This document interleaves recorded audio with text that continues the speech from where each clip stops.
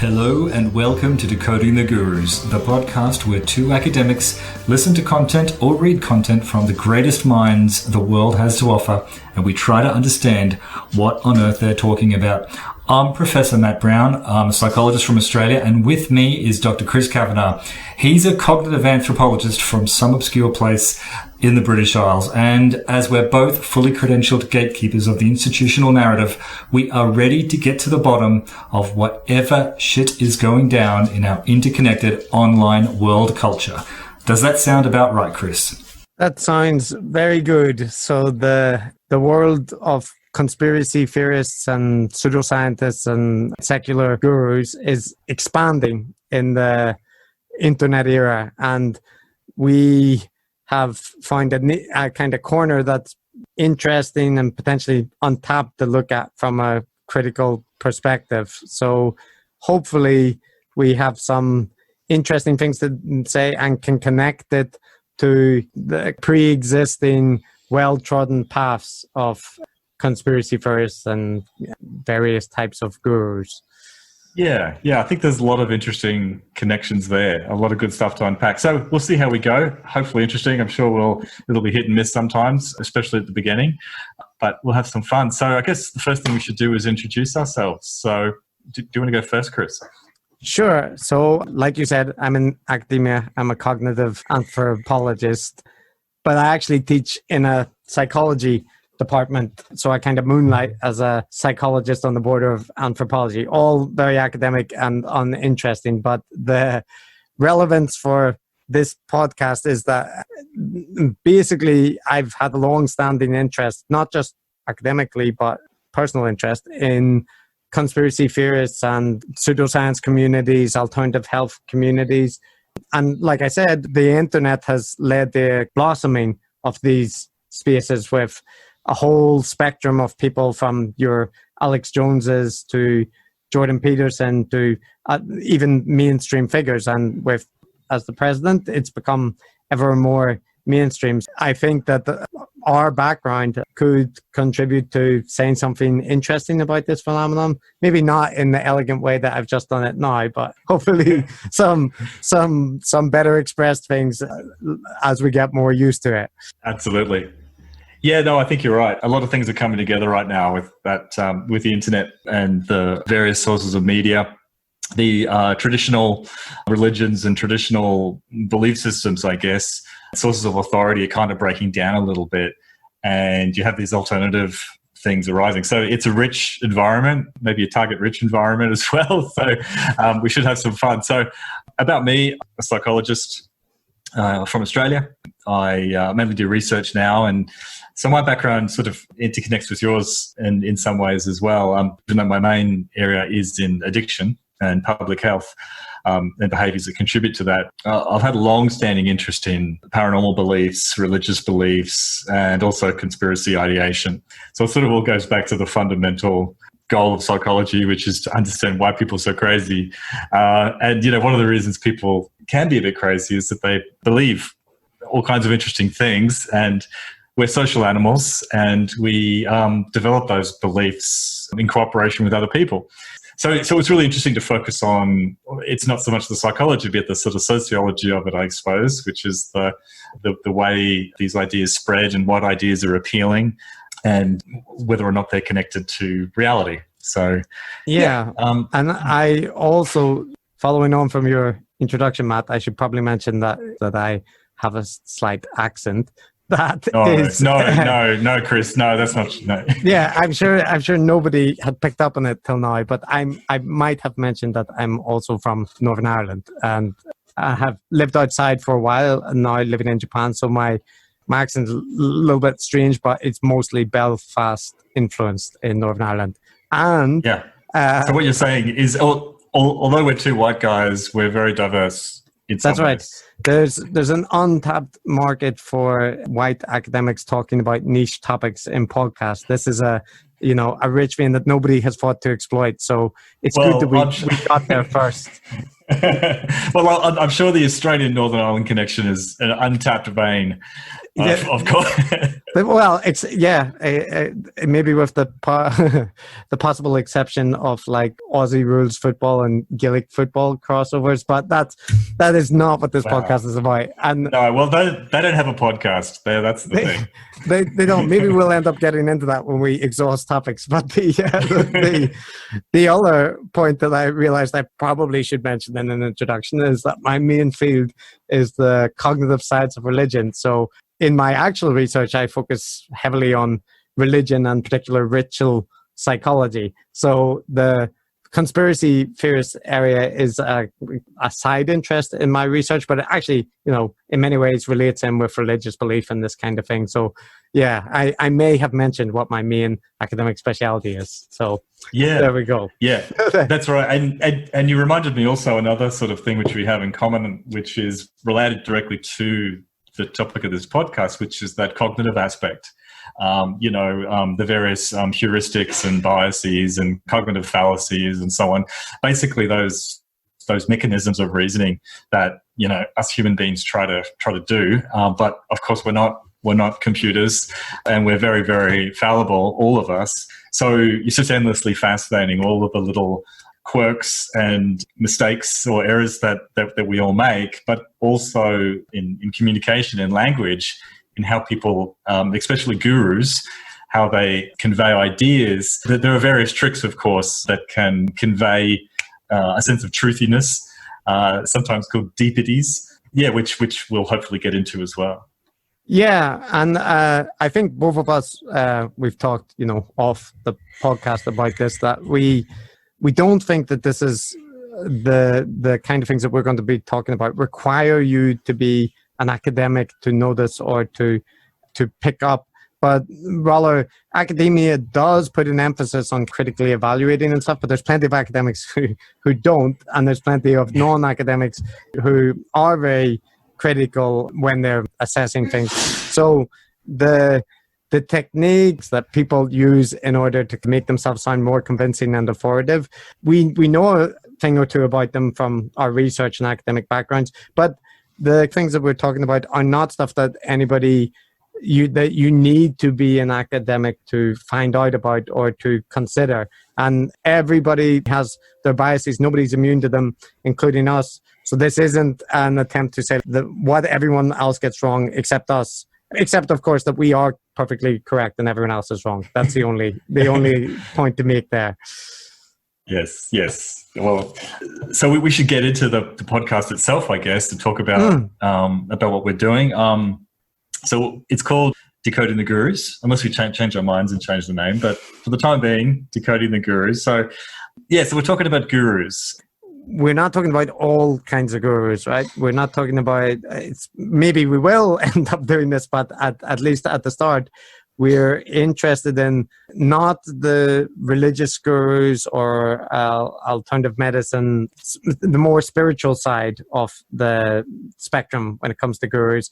Our interest has been piqued by the people that operate in this kind of hinterland that we've discussed as kind of secular gurus, where they might invoke religion or various traditions, existing traditions, but they're very much offering wisdom and meaning systems for people that don't fall into those traditional categories of people like religious believers or spiritual seekers, but maybe they otherwise would. So yeah, like figures like Jordan Peterson or Eric Weinstein, like we'll talk today. Stefan Molyneux. No, I don't know how to pronounce it. How do you say his last name? No, you got it right. That's right, Stefan Molyneux. Oh, good.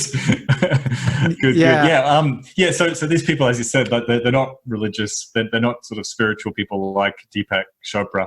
And I guess the only reason we're avoiding those guys in the first instance is they're almost it's almost like shooting ducks in a barrel to talk about what's going on with Deepak Chopra, I suppose. Yeah, and I think another thing is that the kind of skeptical community in general tends to not have an issue with pointing out the problems with figures like Deepak Chopra or the like Food Babe or whatever these kind of people do attract critical attention. But when it veers more into politics or social commentary, there's political based critiques, usually from the far or left side, which can be very critical of many of the people that we're talking about. But aside from that, there doesn't tend to be that much engagement from groups like the skeptical community or atheists or that. In actual fact, they're often argued to be the kind of pipeline that feeds the majority of the people that we're interested in. Although one point to make is that we're not only focusing on like figures that lean more to the right or within the intellectual dark web. We're interested basically in anybody, including people from the left-wing side, that are offering these kind of grand narratives and presenting themselves as kind of guru figures. So maybe in later weeks we'll address people from across the political spectrum. Yeah. And I think the other thing to say too is that we're not really interested in taking people on in any terms of like some sort of political disagreement, or say, this type of talk violates our own personal political opinions or something like that. Are you saying you're not going to cancel anybody, Matt? That's not your goal. Yeah.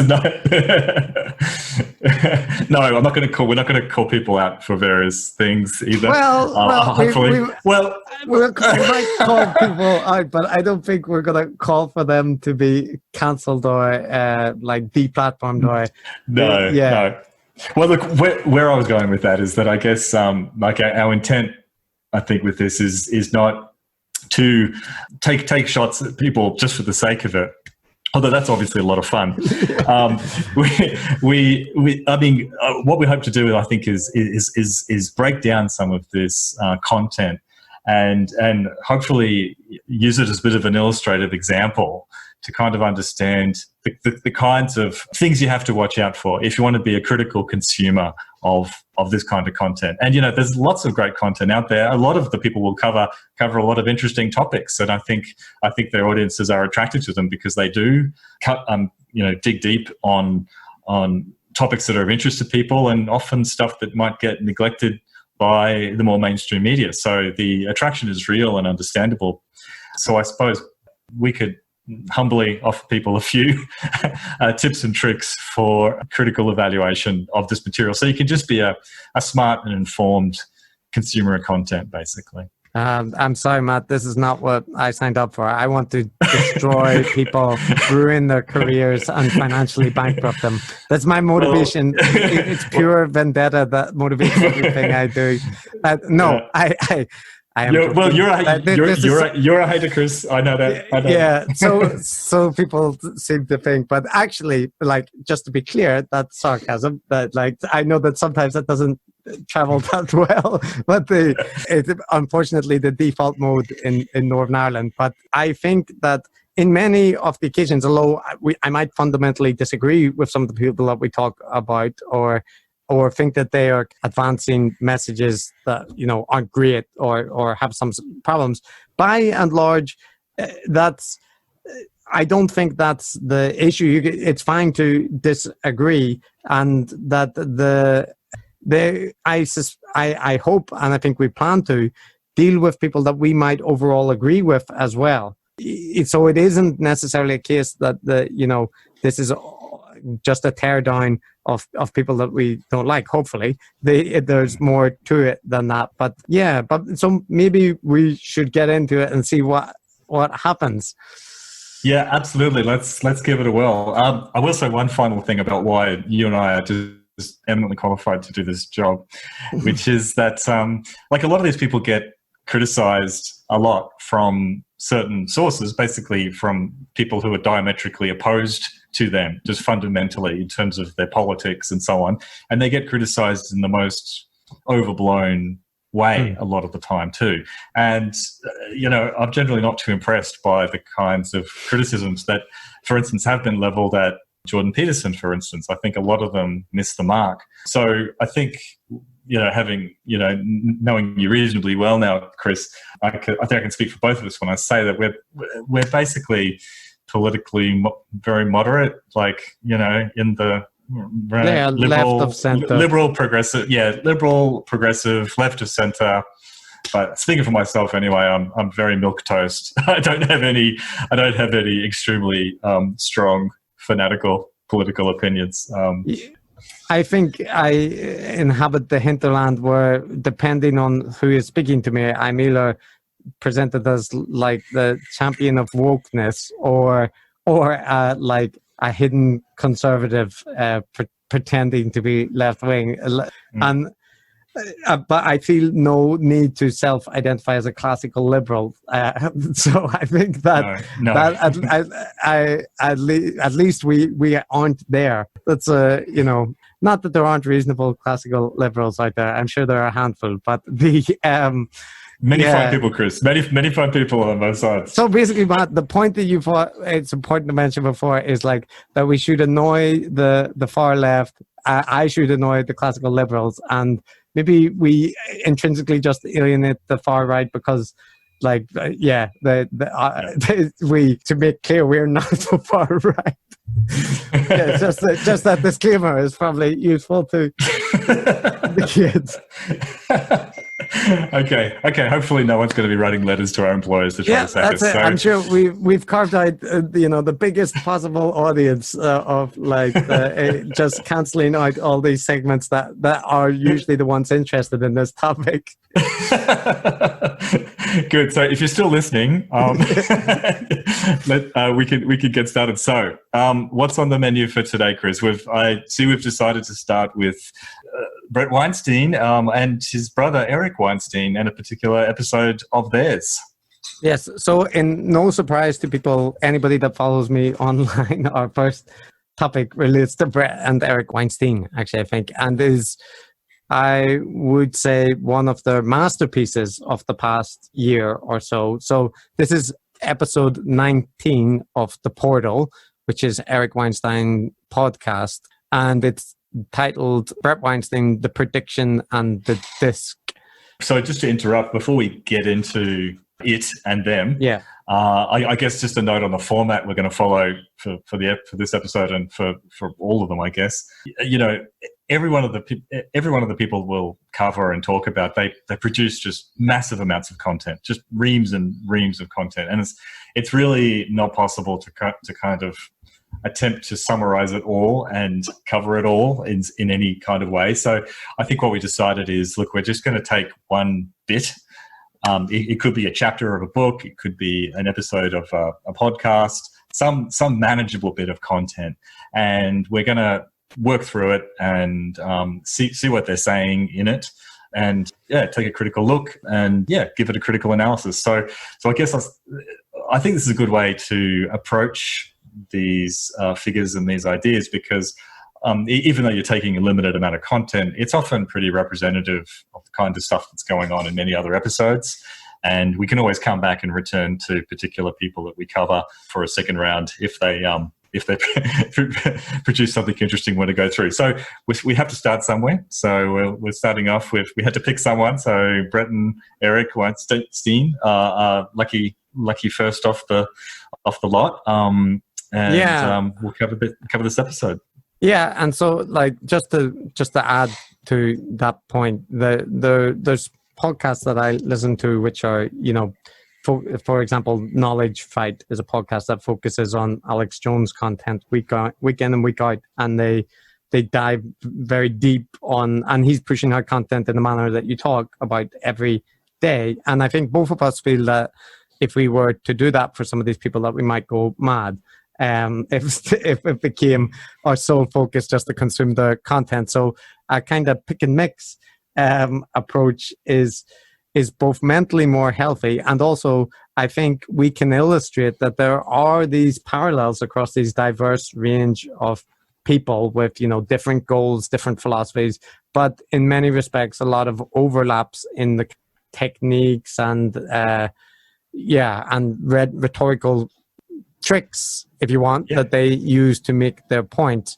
So for anybody who doesn't know already, Bret Weinstein is an evolutionary biologist who came to fame because of being involved with protests at a lesser known previously lesser known college called Evergreen in America, where he was a biology teacher. We don't need to get into them in detail, but just to say he ended up having some conflicts with students who were protesting, I think fair to say, from the social justice end of the spectrum. And eventually he was kind of left his position and got a settlement from the college. And since then, he's taken up a position within the intellectual dark web, arguing for freedom of speech and against the excesses of social justice, the common things in that sphere. And Eric Weinstein is his brother, who is a mathematician of sorts. But his day job is working as a managing director for one of Peter Thiel's investment firms. And then he also rose to prominence recently for the rise of the intellectual dark web. And he came up with the moniker. As we'll see, he quite likes coming up with various new terminology and acronyms. But he, previous to that, about 8 years before that, had rose to a little bit of attention by claiming to have produced a unified theory of physics, so a grand theory of everything. And he got some coverage as, is this the next Einstein or is this like a kook? Yes, that's the two characters. And Eric has this podcast, The Portal, where he seeks to promote voices that he considers outside or silenced by the mainstream or institutions, be they academic, political, economic, whatever. So The Portal is to introduce people to these new viewpoints and new thinkers, that outside the box thinkers. And this episode with Bret was presented as the kind of phase 2 of the Portal. First phase was him introducing various revolutionary thinkers, but the second one was where he began to attack the institutional suppressive constructs that he sees. So this was the kind of opening for phase 2 of the disc. So an interesting episode to look at. Yeah. So this suppressive phenomena is called, he calls it the DISC, which stands for the distributed idea suppression complex. Complex. Distributed idea suppression complex. The suppression complex at the DISC. Yeah. Yes. So so that's interesting, isn't it? So Bret's background is in evolutionary biology, mainly involved in teaching at Evergreen. As we will see, yes, it ended, unfortunately, I understand. That was something I did know beforehand about that Evergreen crisis, which is a whole story in itself, isn't it? Eric's background is theoretical physics, in the sense of did his PhD in it. He proposed this idea of geometric unity, a potential unified theory of physics, which is definitely shooting literally shooting for the start. Yes. He believes the theory might allow us to travel beyond the speed of light. So yeah, that's colonize the distant world. So yes, that's great. Although just because I am aware of how fanatical some of the fans can be, his thesis was not on geometric unity. That was kind of burbling along the background, being developed. His thesis was on some obscure part of mathematics related to I believe related to theoretical physics, but geometric unity came after that. So I see. Yes. That was that talk that he gave. Yeah. You might have got confused by the gated institutional narrative, the GIN, which is another acronym that Eric talks about. So all these talks of disks and GINs and geometric unities, and this is very much a feature of the man. That I love of acronyms. Yes, and a lot of acronyms and a lot of complex terminology. Yeah. So good. Okay. So that's the characters. They've both got their own podcasts. Bret's got his own podcast, hasn't he, Chris? Yes, Dark Horse. The Dark Horse. Yep. Dark Horse and The Portal. The Portal. It's got a certain feel to it, hasn't it? It's got a vibe. Yeah, I think retro wave synth band, Dark Horse and the Portal. I'd listen to it, I think. Yeah. I'd listen to it too. Okay, so good. All right, so let's so this sounds like a watershed type episode. So it's a good one to start with. I've listened to it at your bidding, Chris.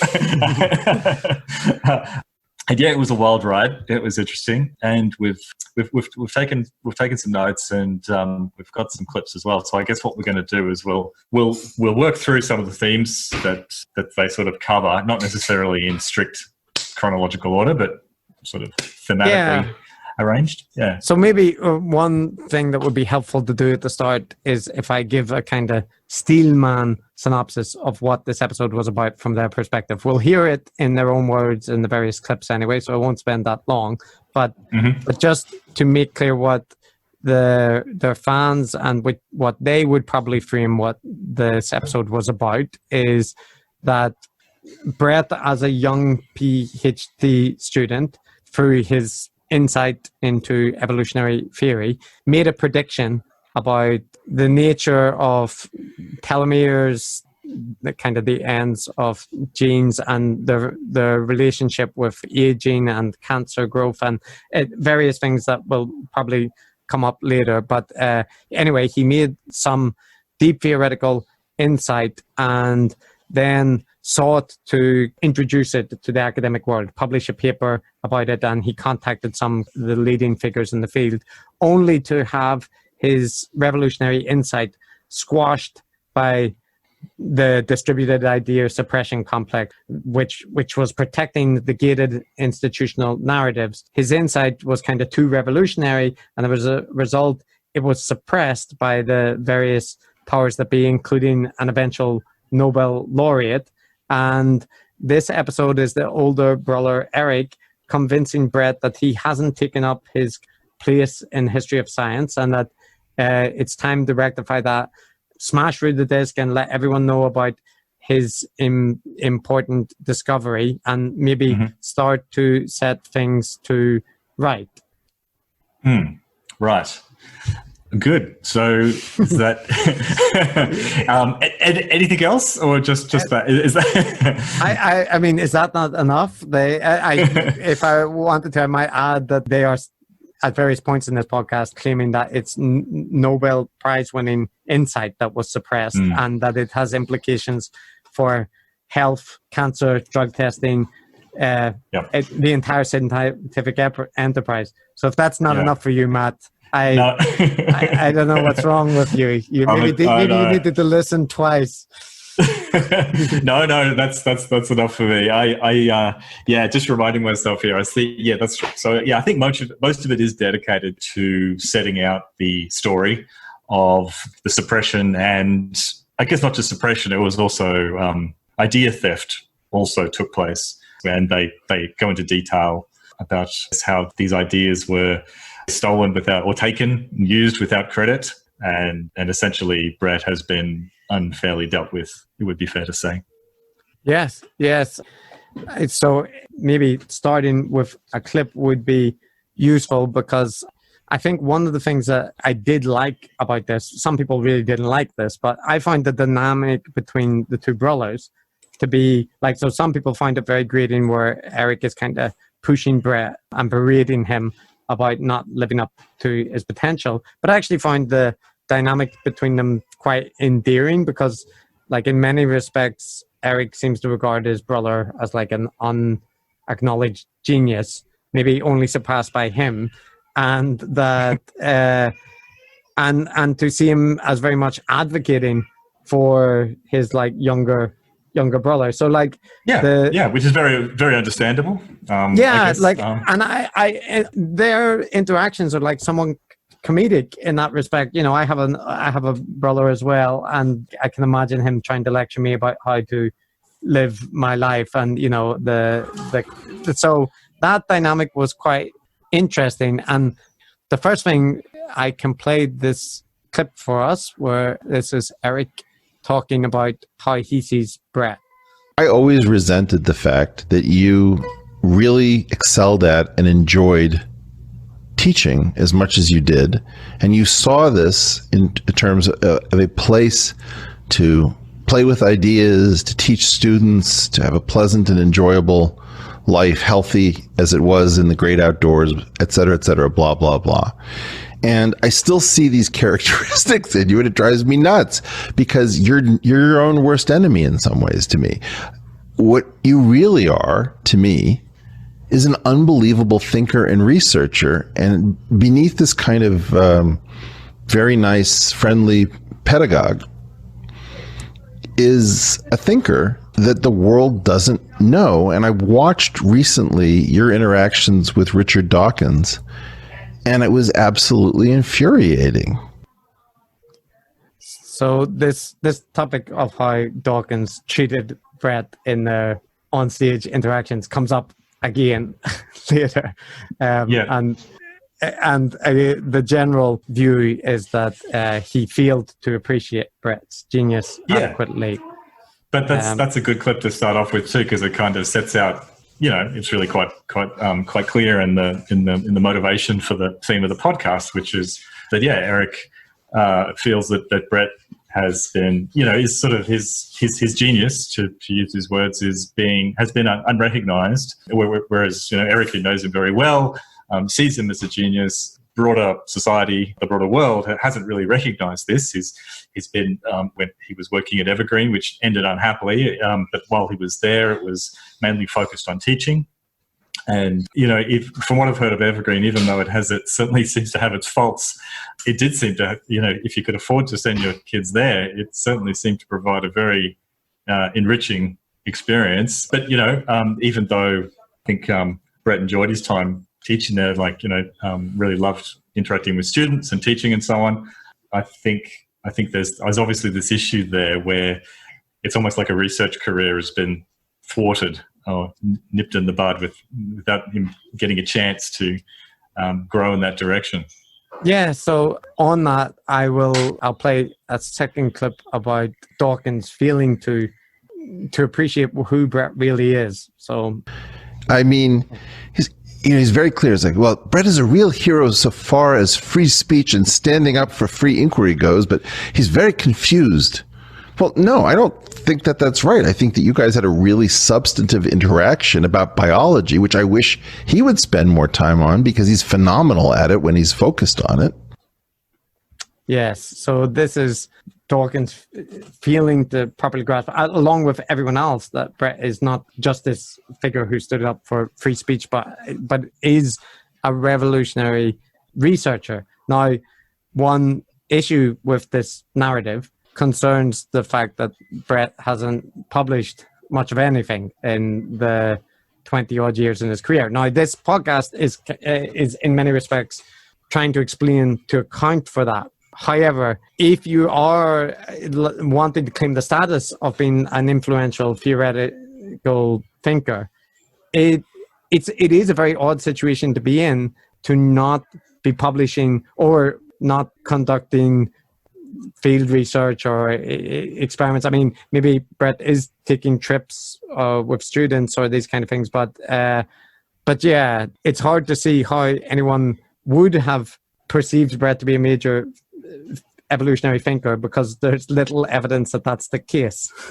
Yeah. I mean, I guess I agree with that assessment. I mean, it does feel like the intent of this episode is to some degree to present Bret as an important thinker and at the forefront of evolutionary biology, which is obviously very nice. His brother would be keen to do that, but as you know, being a career academic like myself, I mean, one doesn't get that recognition just by announcing it to people.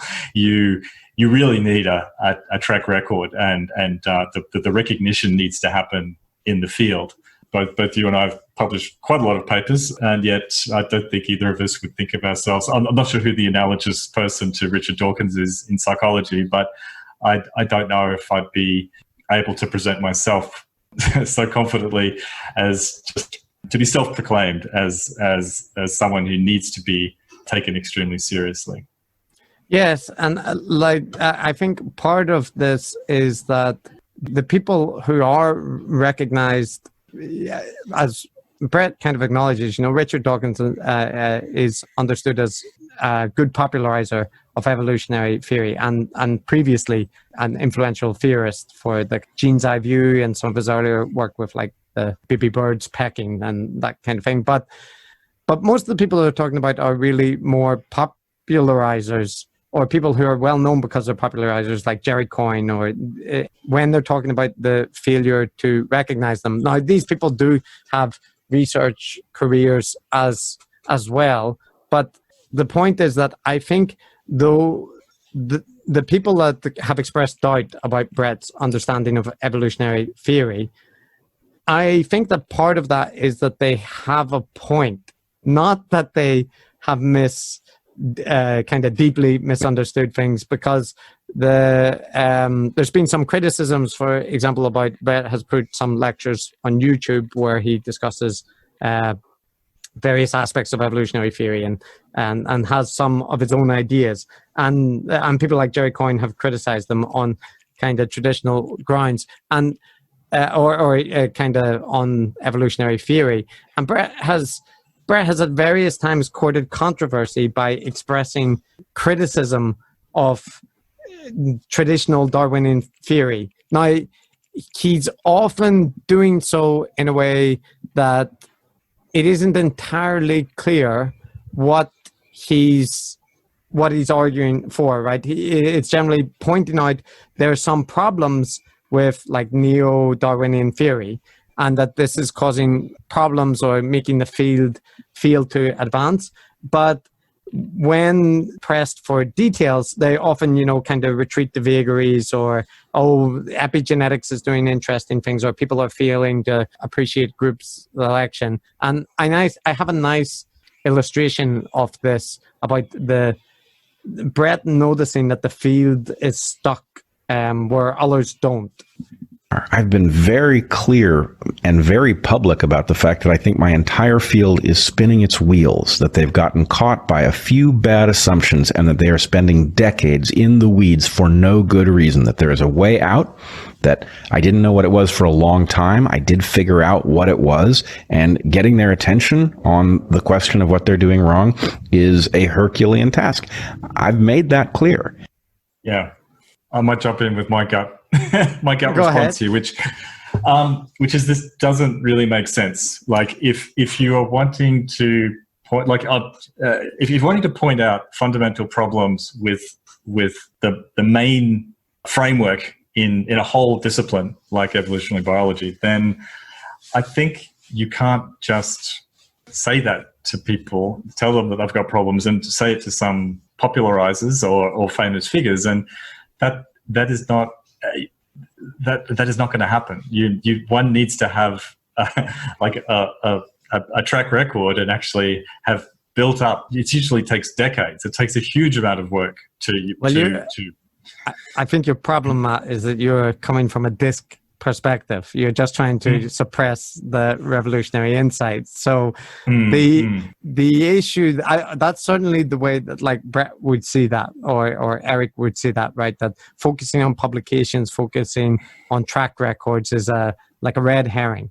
Now, I agree with you that like if you want the claim to have made revolutionary insight, you need a like significant amount of evidence. So like when Darwin introduced natural selection, the way he convinced people wasn't just because that he, tell people I have a revolutionary theory. He brought mountains of evidence in sport. And even then, it took time to convince people. So it's worth bearing in mind from the context of this that Bret has been post-PhD from 2009, so only 10 years. But if you count like the time to PhD, it seems, he was on PhD track for 10 years before that or so. So you have maybe 20 years of being involved in this kind of research academic world. In that time, he's published 2 papers and a thesis, which if you focus on teaching, there's nothing wrong with that as a career choice. There's plenty of people that are good teachers, also good theorists. But if you're looking to make significant impacts on your field and theoretically, and you're not publishing papers, or you're not publishing books, or producing these challenging things, then a lot of it just feels like being an armchair academic, that you're saying, well, everybody in the field is doing it wrong, I would do it right, I could have been a contender, springs to mind as a an analogy. Yeah, I mean, look, what it boils down to is that if one wants people to accept a fundamental change in thinking, to really change the course of an entire discipline, then you have to come to the table with some pretty substantial stuff. And it's not that, having a publication track record or having an appointment at a prestigious university is like some sort of imprimatur of authority. It's more just that you have to do the work. You have to gather, as you said, mountains of evidence in order to change people's minds. And at the very least, you have to articulate what it is you're suggesting clearly. You have to write it down. You have to distribute it in some way, shape, or form in order for it to be properly considered. And if people reject it because there is no evidence for your proposal, then you have to understand that what you're doing is no different from sending a letter to, an angry letter to the Guardian, or writing an email to an academic telling them that you've got your own new theory of physics that you really think they should look into. I mean, the academic is not seriously. I think we should say at this point that so this is Bret talking about his potential contribution to evolutionary theory or evolutionary biology. So this is not really his focus on the telomeres part, which was what the podcast is about. But these kind of asides come up in the discussion where Eric is framing Bret as a revolutionary figure. So there's kind of two separate points. One is and I think the reason I mention it is because I suspect he would say, well, I did bring problem with lab mice and telomeres that we'll get into, but I made a theoretical prediction and it turned out to be right. And that's the evidence. But even if that was true, so you find some, interesting finding that is unexpected and it's predicted by theory, and that's very good. That gives you an influential paper. It doesn't revolutionize a field. What would revolutionize a field is a research program that constantly demonstrated how these insights apply and how they could be expanded on. And Bret certainly has the hope that he could have that, but there's no evidence that he has that. And I want to just play one clip which maybe will serve as a contrast to the way that we are presenting how science is advanced and done. So I think this is Bret speaking towards the end of the podcast. This story has many levels of importance. Personally, it gave me the ability. I was already, as you are, very good at not being persuaded by the fact that everybody else disagrees with you, that has an implication. Every great idea starts with a minority of one, and you have to be able to endure being alone with a great idea in order to advance the ball significantly. Yeah. Relating this to other content, this rings to me of the Galileo gambit, where people present that the only reason they are being unrecognized because the other people are trapped in a paradigm that makes them fail to recognize the insight, just like Galileo or just like Einstein, or various figures are invoked. But the reason it's called the Galileo gambit is because the amount of people who invoke themselves as these misunderstood Galileos is exponentially greater than the amount of people who actually are. The lurking geniuses who can revolutionize a field. Those people do exist, but they're very, very rare. And also, in almost all cases, some revolutionary insight only becomes strongly persuasive once people do the work to back up that the insight is valid. And the initial observation is often, or the initial theoretical insight is often important, but the actual work has to be done. Otherwise, it's fantasizing. Yeah. I mean, look, there's what I really have to do with this podcast is to sort of go from the specific and actually draw some general lessons from it, And I think one of the lessons here is that just because somebody claims something is true or claims to be a genius, you cannot. that's not enough. As you said, for every for every Isaac Newton, there's an awful lot of cranks. I'm not saying these guys are cranks, but I am saying there's a lot of people who think that they have done what Isaac Newton did. Yeah. For every Isaac Newton, there's a Bert Newton who was like burning his dog's poop to transmute coal to dirt or coal to gold. That's the usual way that goes. Yeah, so, exactly. I mean, and it's not even uncommon. Like, it's normal. All of us feel a little bit special, and we all get, I guess, entranced with our own ideas. Our own ideas always seem really good to us. So, it's not an unusual thing. And I guess the other parallel I'll draw, it's a bit more of a stretch than yours, but that's the sort of parallel to the Galileo gambit in the realm of conspiracy theories. And again, I'm not calling these guys conspiracy theories or whatever, but I will. all in good time. But it's an extraordinarily common feature of conspiracy theories, which is that the broader community, and whether it's experts, scientists, the public, or whatever, cannot accept this revolutionary, groundbreaking idea that the conspiracy group holds because it is too threatening, because it is too challenging to their worldview.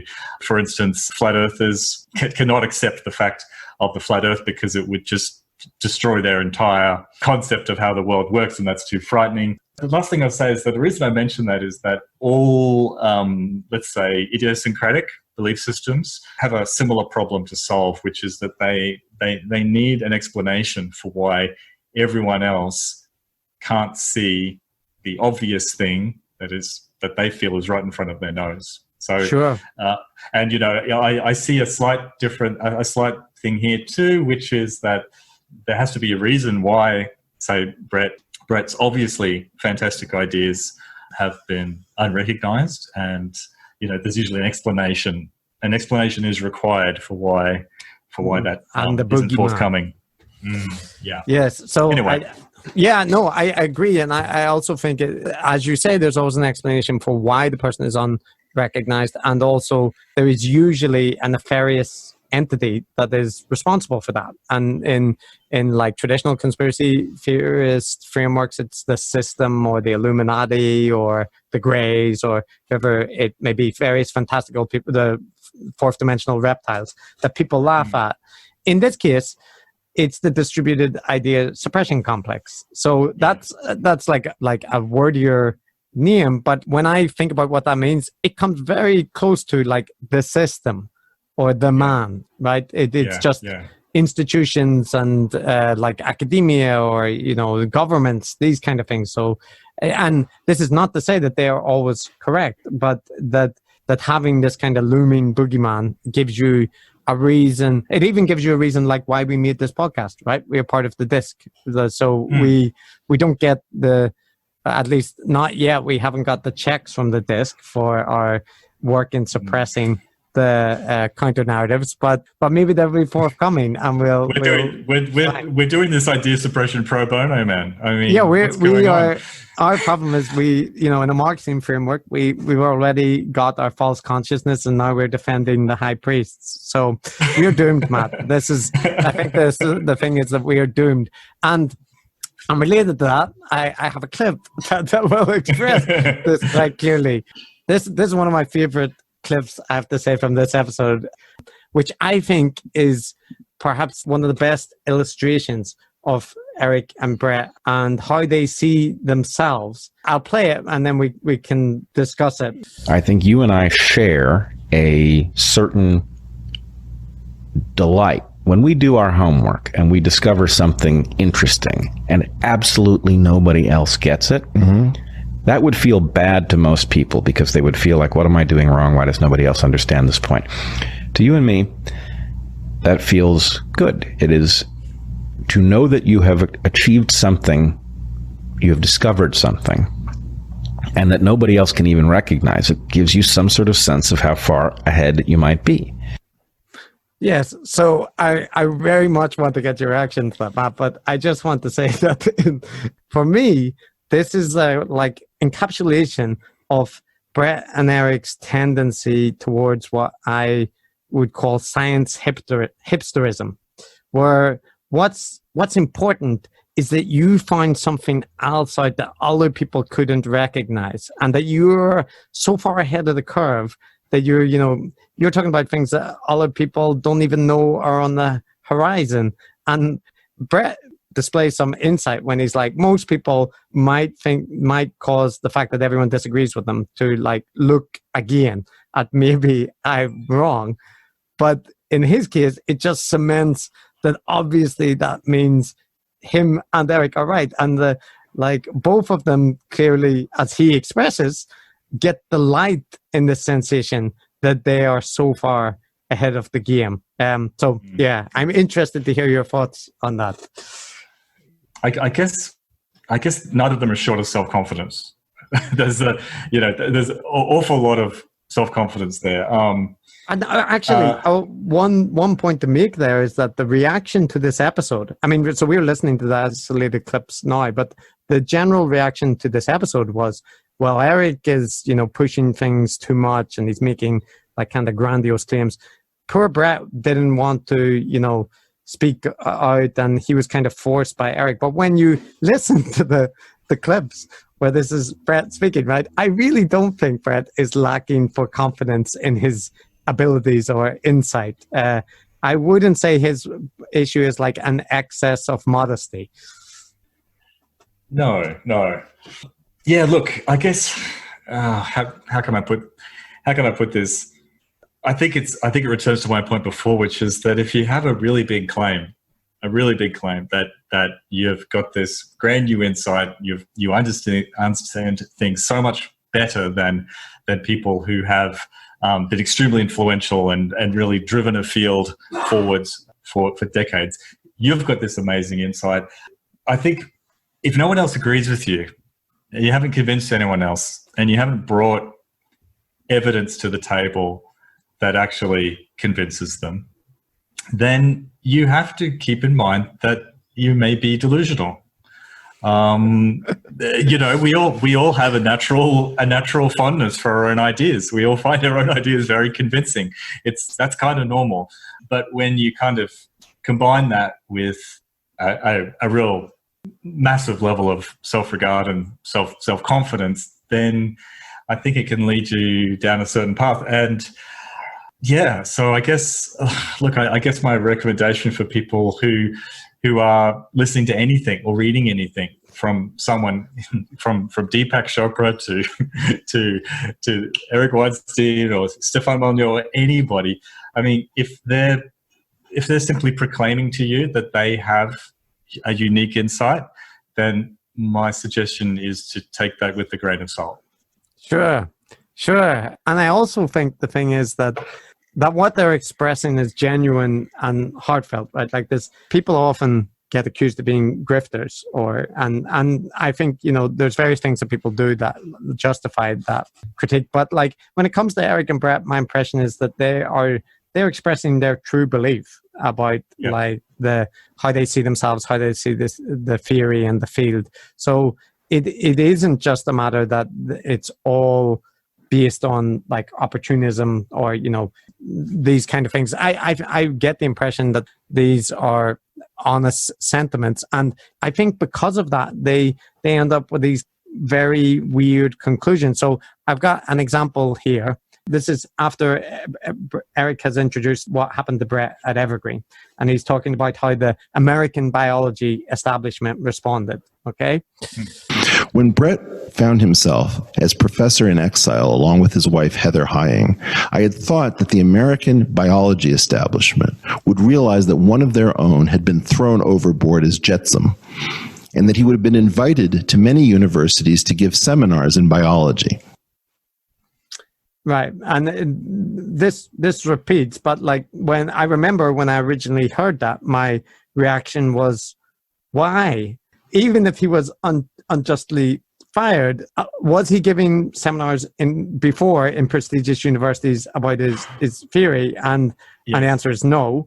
Then okay, so even if he was legitimately the subject of this unfair witch hunt by students or whatever way the Evergreen events are seen, it doesn't mean that he suddenly has revolutionary insight that would mean that he should be invited to present at departments, especially if he's not talking about that event.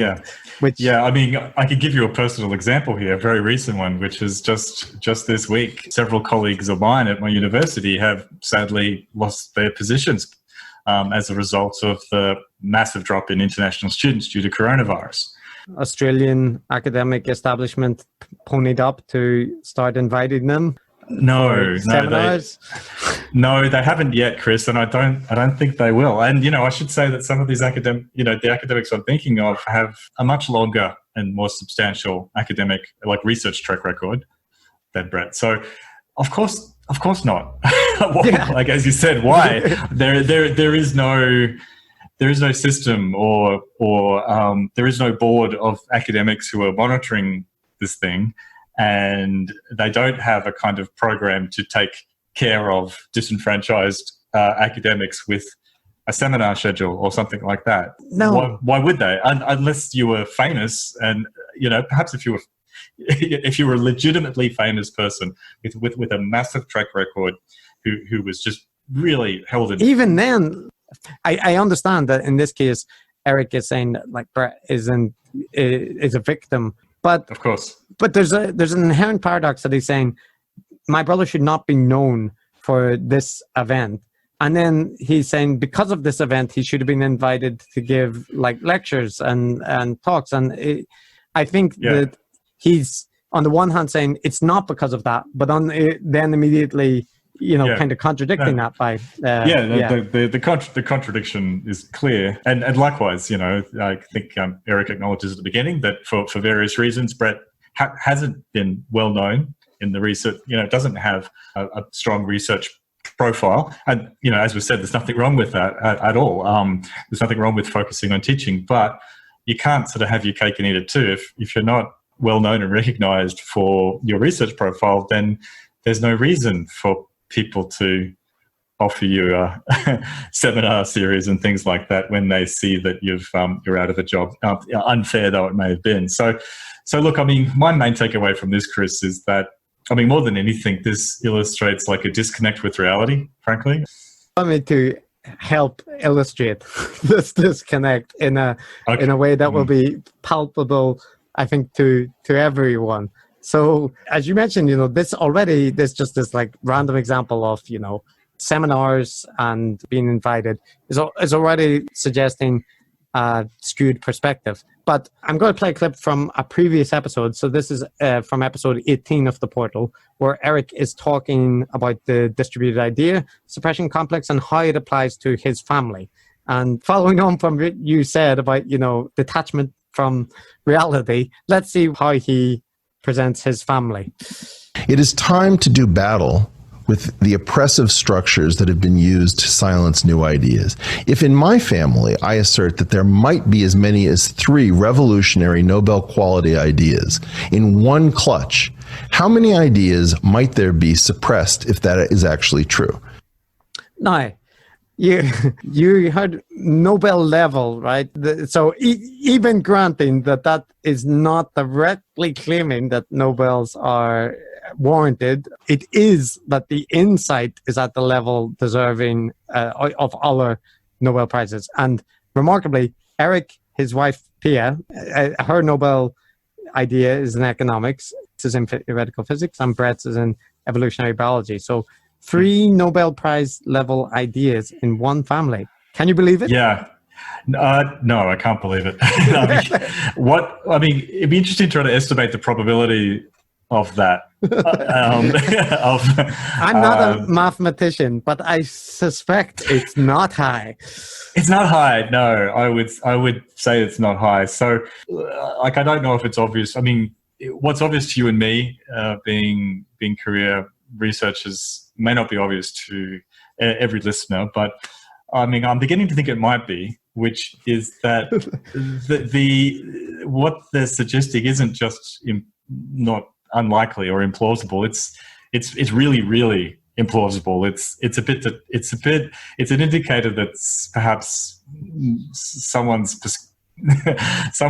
view of the world is a bit distorted and not in touch with reality, or really maybe just not really having any idea of how the system actually works. Like, but I think most people could figure that out. Like, it's not, hopefully You nobody say thinks that. it's all. You say that. But I genuinely think that, like, when you hear these clips in isolation, it sounds, wow, they said that. But when it's in a stream of consciousness and it's going through, and there's many different claims and disclaimers issued around it, it's often very hard to fully appreciate that somebody just claimed that their family has 3 Nobel Prize level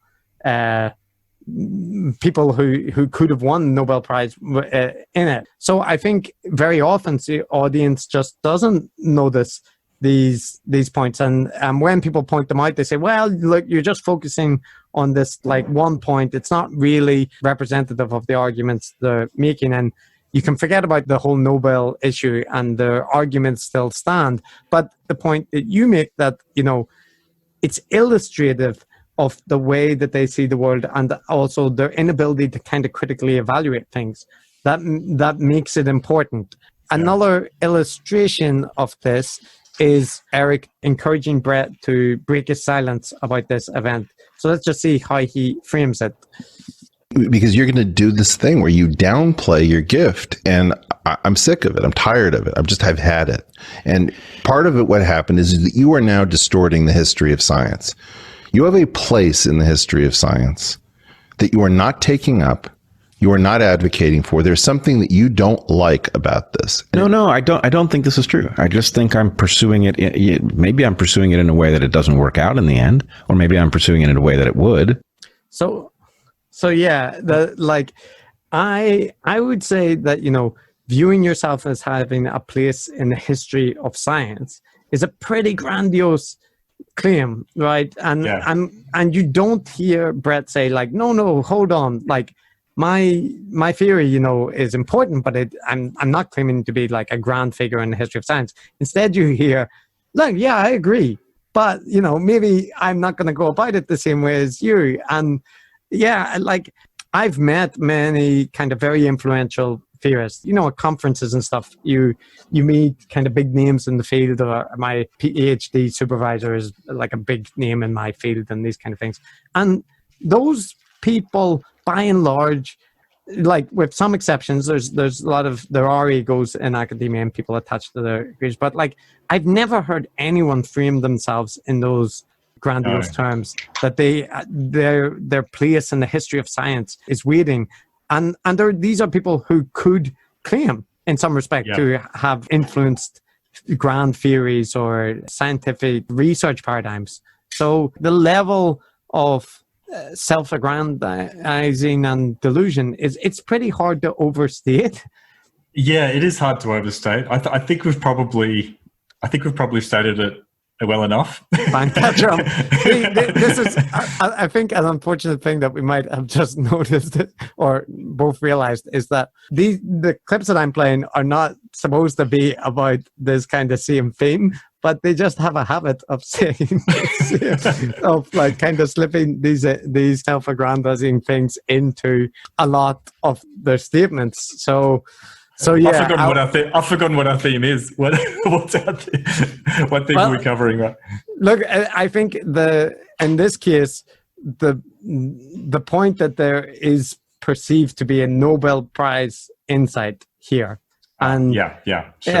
That this is one of the greatest moments in evolutionary theory, perhaps in the history of science, and the potential impact is being ignored. Like, even before getting to the evidence and the whole controversy that this is actually about, these are such big claims that when I was hearing this, I remember thinking, okay, so what is it? Like, what is and I'm sure the audience has a similar sense the first time they hear it. What is this groundbreaking breakthrough? Yeah, but it had a bit. I guess what you're saying is it had a big build up.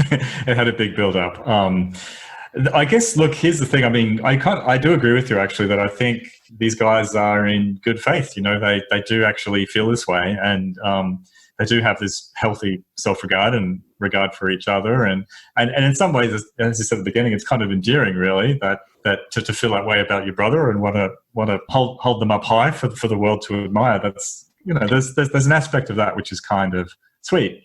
But the other side of the coin, even though I think that's true, it's in good faith. The other side of the coin is getting back to the theme of our podcast, is you don't get to be a guru by being modest and self-effacing. Humble.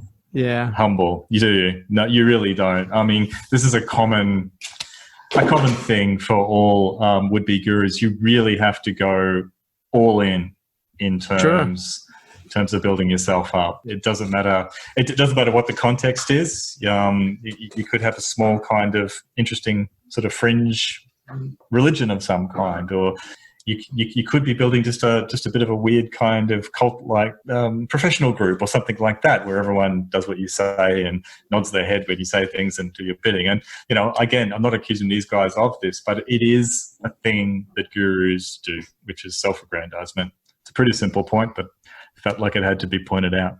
No, yeah, I think it helps. And now that we hammered it into the grind, we certainly have. We've made that clear. We can move on to like perhaps another point. And I think a nice one. So for anyone listening who hasn't listened to the original podcast, the insight that Bret had is basically, as a graduate student, he basically posited this trade-off between the length of telomeres, that if they're very long, you can live immortally and your cells can continue to divide, but that increases your risk of cancer. More cell divisions lead to more cancer. Shorter telomeres place limits on how much the cells can divide through these things called Hayflick limits. And so there's a kind of balancing act between processes that allow cells to divide and grow and the potential for the formation of cancer. And so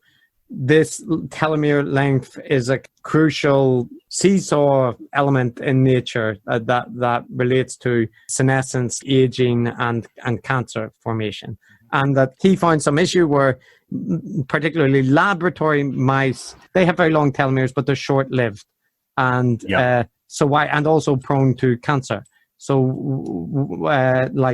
long telomeres would make them prone to cancer, but their lives are short, and so this seemed to be an issue. But the point that you made, that they have particularly long telomeres, is something which was not known, or at least was not experimentally validated, and Bret thought that they should have long telomeres because of their proneness to cancer, and he saw that mice being known to have short telomeres, kind of, and yet to kind of produce mass amount of cancer was a kind of contradiction, and so he hypothesized that maybe this isn't true, and that mice actually do have short telomeres, and this is why they're short-lived. And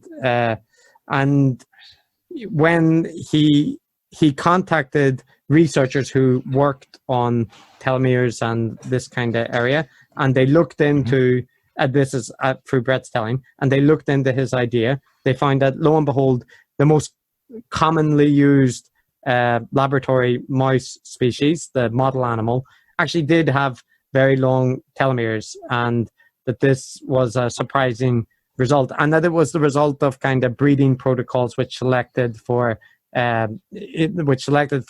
individuals younger in life, so they could kind of the later life genetics were distorted, right? Because the negative effects that did not emerge before they bred, right? So they could kind of stack up, and so they have these very long telomeres, which makes them very good at cell repair, but cancer prone as well. And that this makes them a terrible model organism for humans, because it means that when we test treatments on them, that we might not detect damaging effects, which would emerge if you are a human without these massively elongated telomeres, which allow cell repair.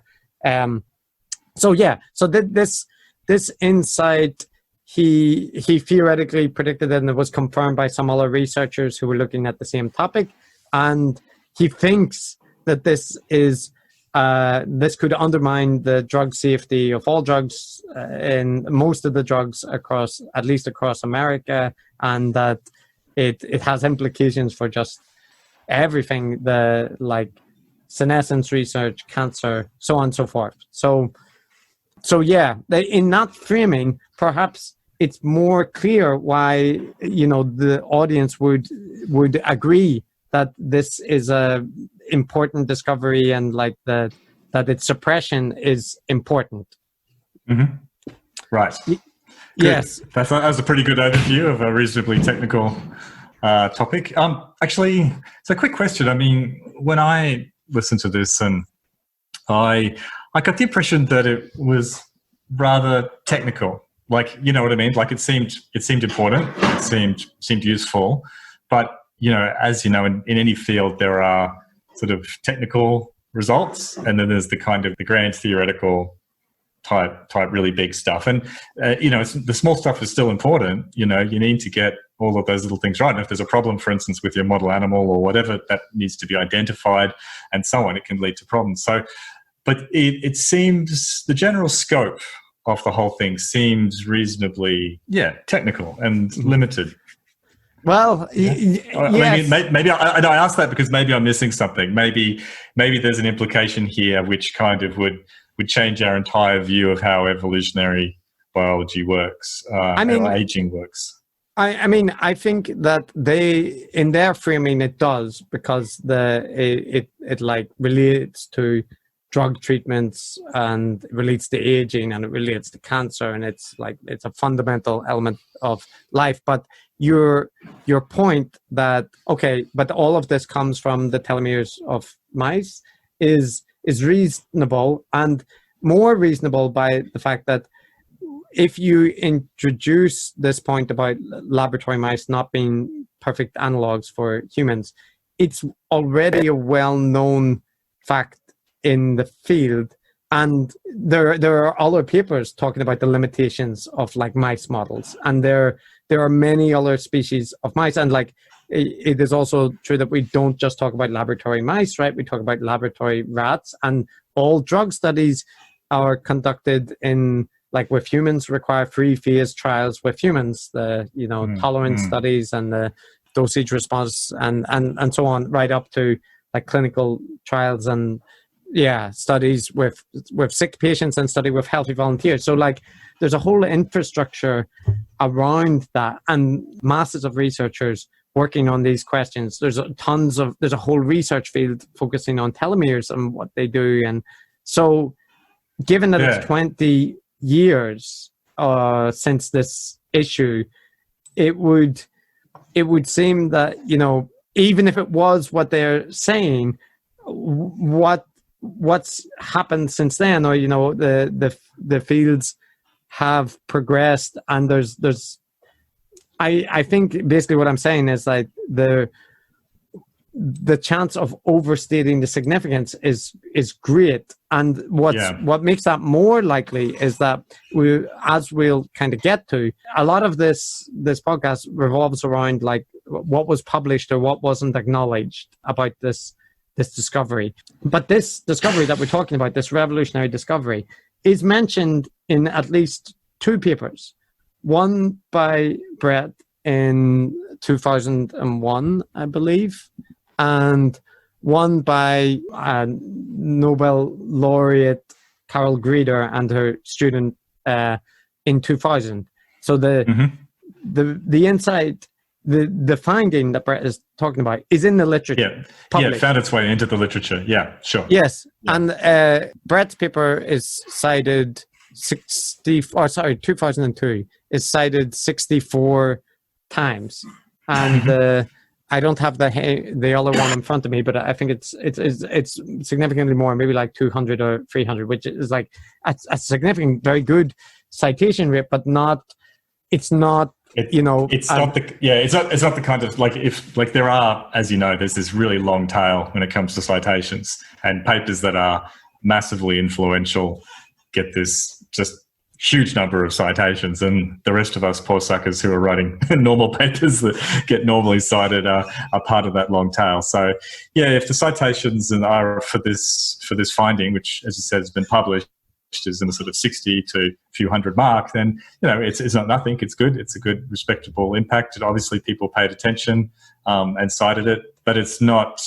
Yeah, it's not. Well, it's not I don't know. I think it's, as academics, we like some of this is intuitive, but like a paper that's cited 64 times over 20 years is not a revolutionary paper. Even a paper that's cited like 300 times or whatever, there are papers that are cited 6,000 times or these kind of like that. Those are revolutionary papers. Yeah. A good example is Claude Shannon's paper on information theory. It's when he published the mathematical theory of communication, cited 50,459 times, right? So that's a groundbreaking paper. Okay, so we're back. So I think because of the magic of audio technology, we're going to stitch this together, but we're reconvening after a little break in time, and we're going to get to the meat of the episode now, I think, where we're going to look at what Bret talks about in terms of his experience in submitting his paper to Nature, and just take a look at that, I think, Chris. So do you want to give us a bit of a backstory of what's going on here?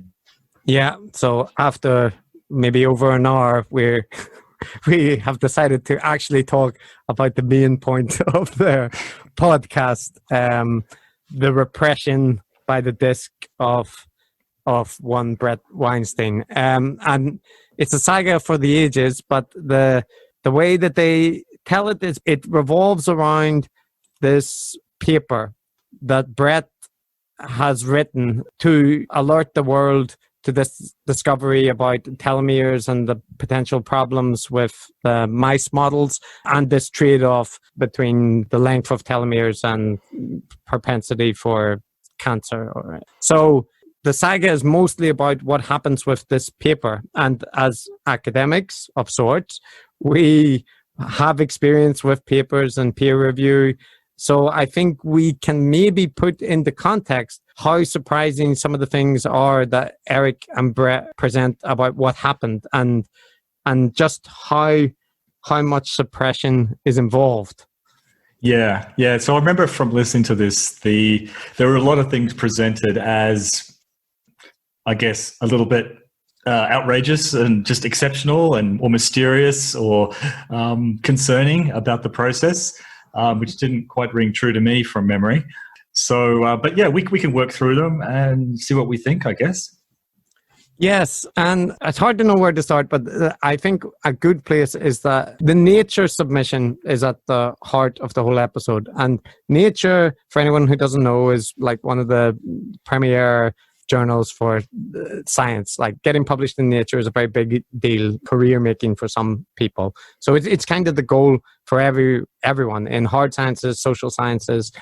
It's a big deal to get a paper in Nature. It's a very big deal. Like, as a point of comparison, I haven't done too badly in academia. I'm a full professor, which is as high as they get. I'd be delighted if a paper of mine was accepted in a journal half or a quarter even as difficult to get into as Nature. It doesn't happen to everybody by any means. Certainly doesn't happen to many PhD students, Chris. So no. It's a moonshot. You know what I mean? It's a big thing. Yeah, so to submit it to Nature suggests, that you think this paper is an important discovery, which Bret obviously did, and he elicited some help with the submission from big names or within relevant fields. So he mentions that contacting a kind of well-regarded evolutionary biologist called George Williams to help with the submission. So let me just play a short clip of. We send it to George Williams, the number one guy in the world, the number one senescence guy at the evolutionary level in the world, and he writes a beautiful recommendation letter for this piece. We're going to send it to Nature. George Williams tells Nature, you need to take this piece very seriously. Okay, so Matt, let me ask you just one question. This is even before we've got to how Nature responds to this. But have you ever in your career asked someone who's not an author on the paper to write you a letter to the journal that you're submitting to say you need to take this paper seriously? Yeah, no, I think you know my answer to this one, Chris. No, I've not done that. I've never heard of anybody doing that. No.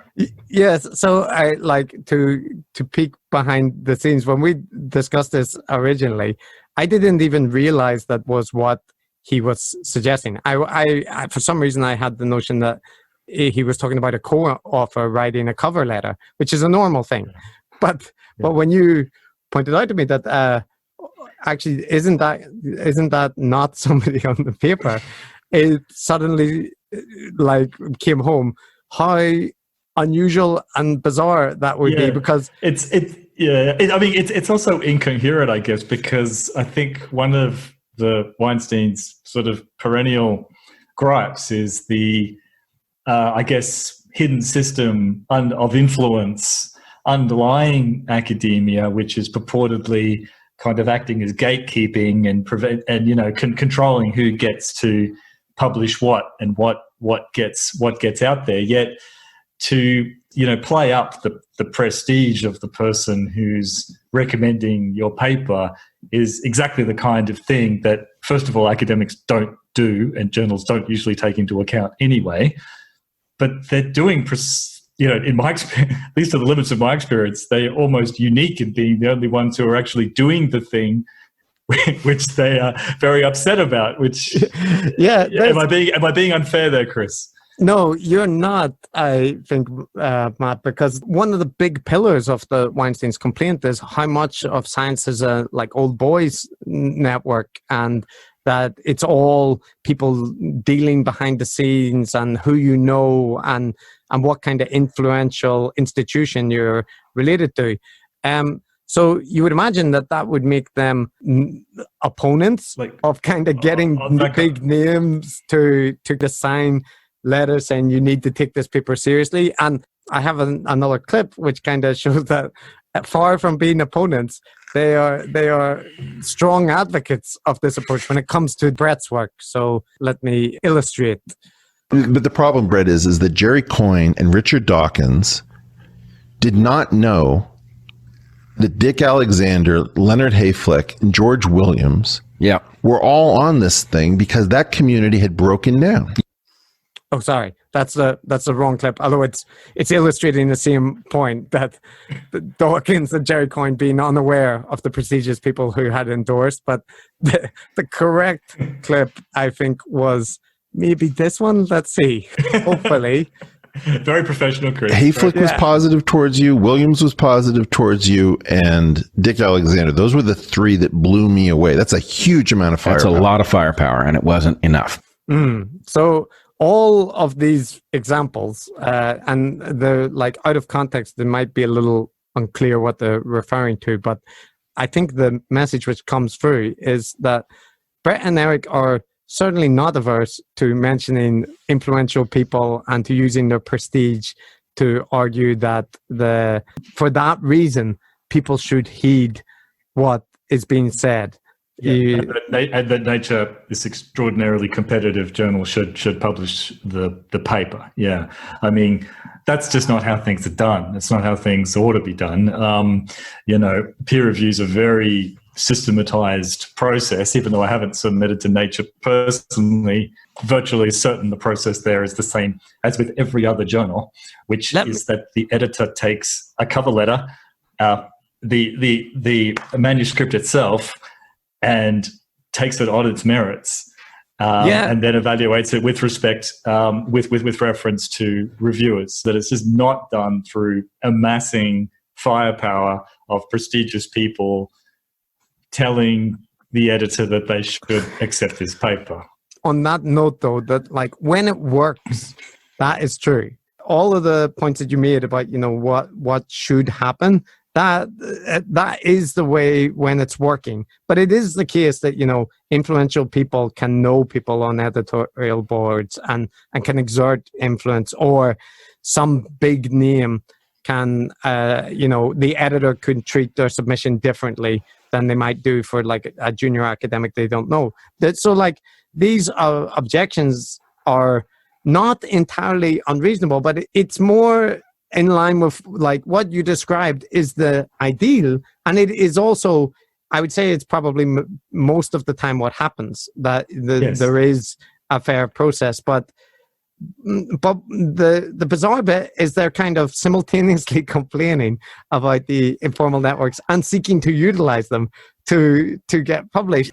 So also it's, I guess it's a little bit frustrating because I don't think it's a spoiler to say that the paper was ultimately not accepted by Nature. Despite all of the influential people that had been brought to bear, it wasn't. And so I think all of this stuff is cited as evidence for the mysterious nature.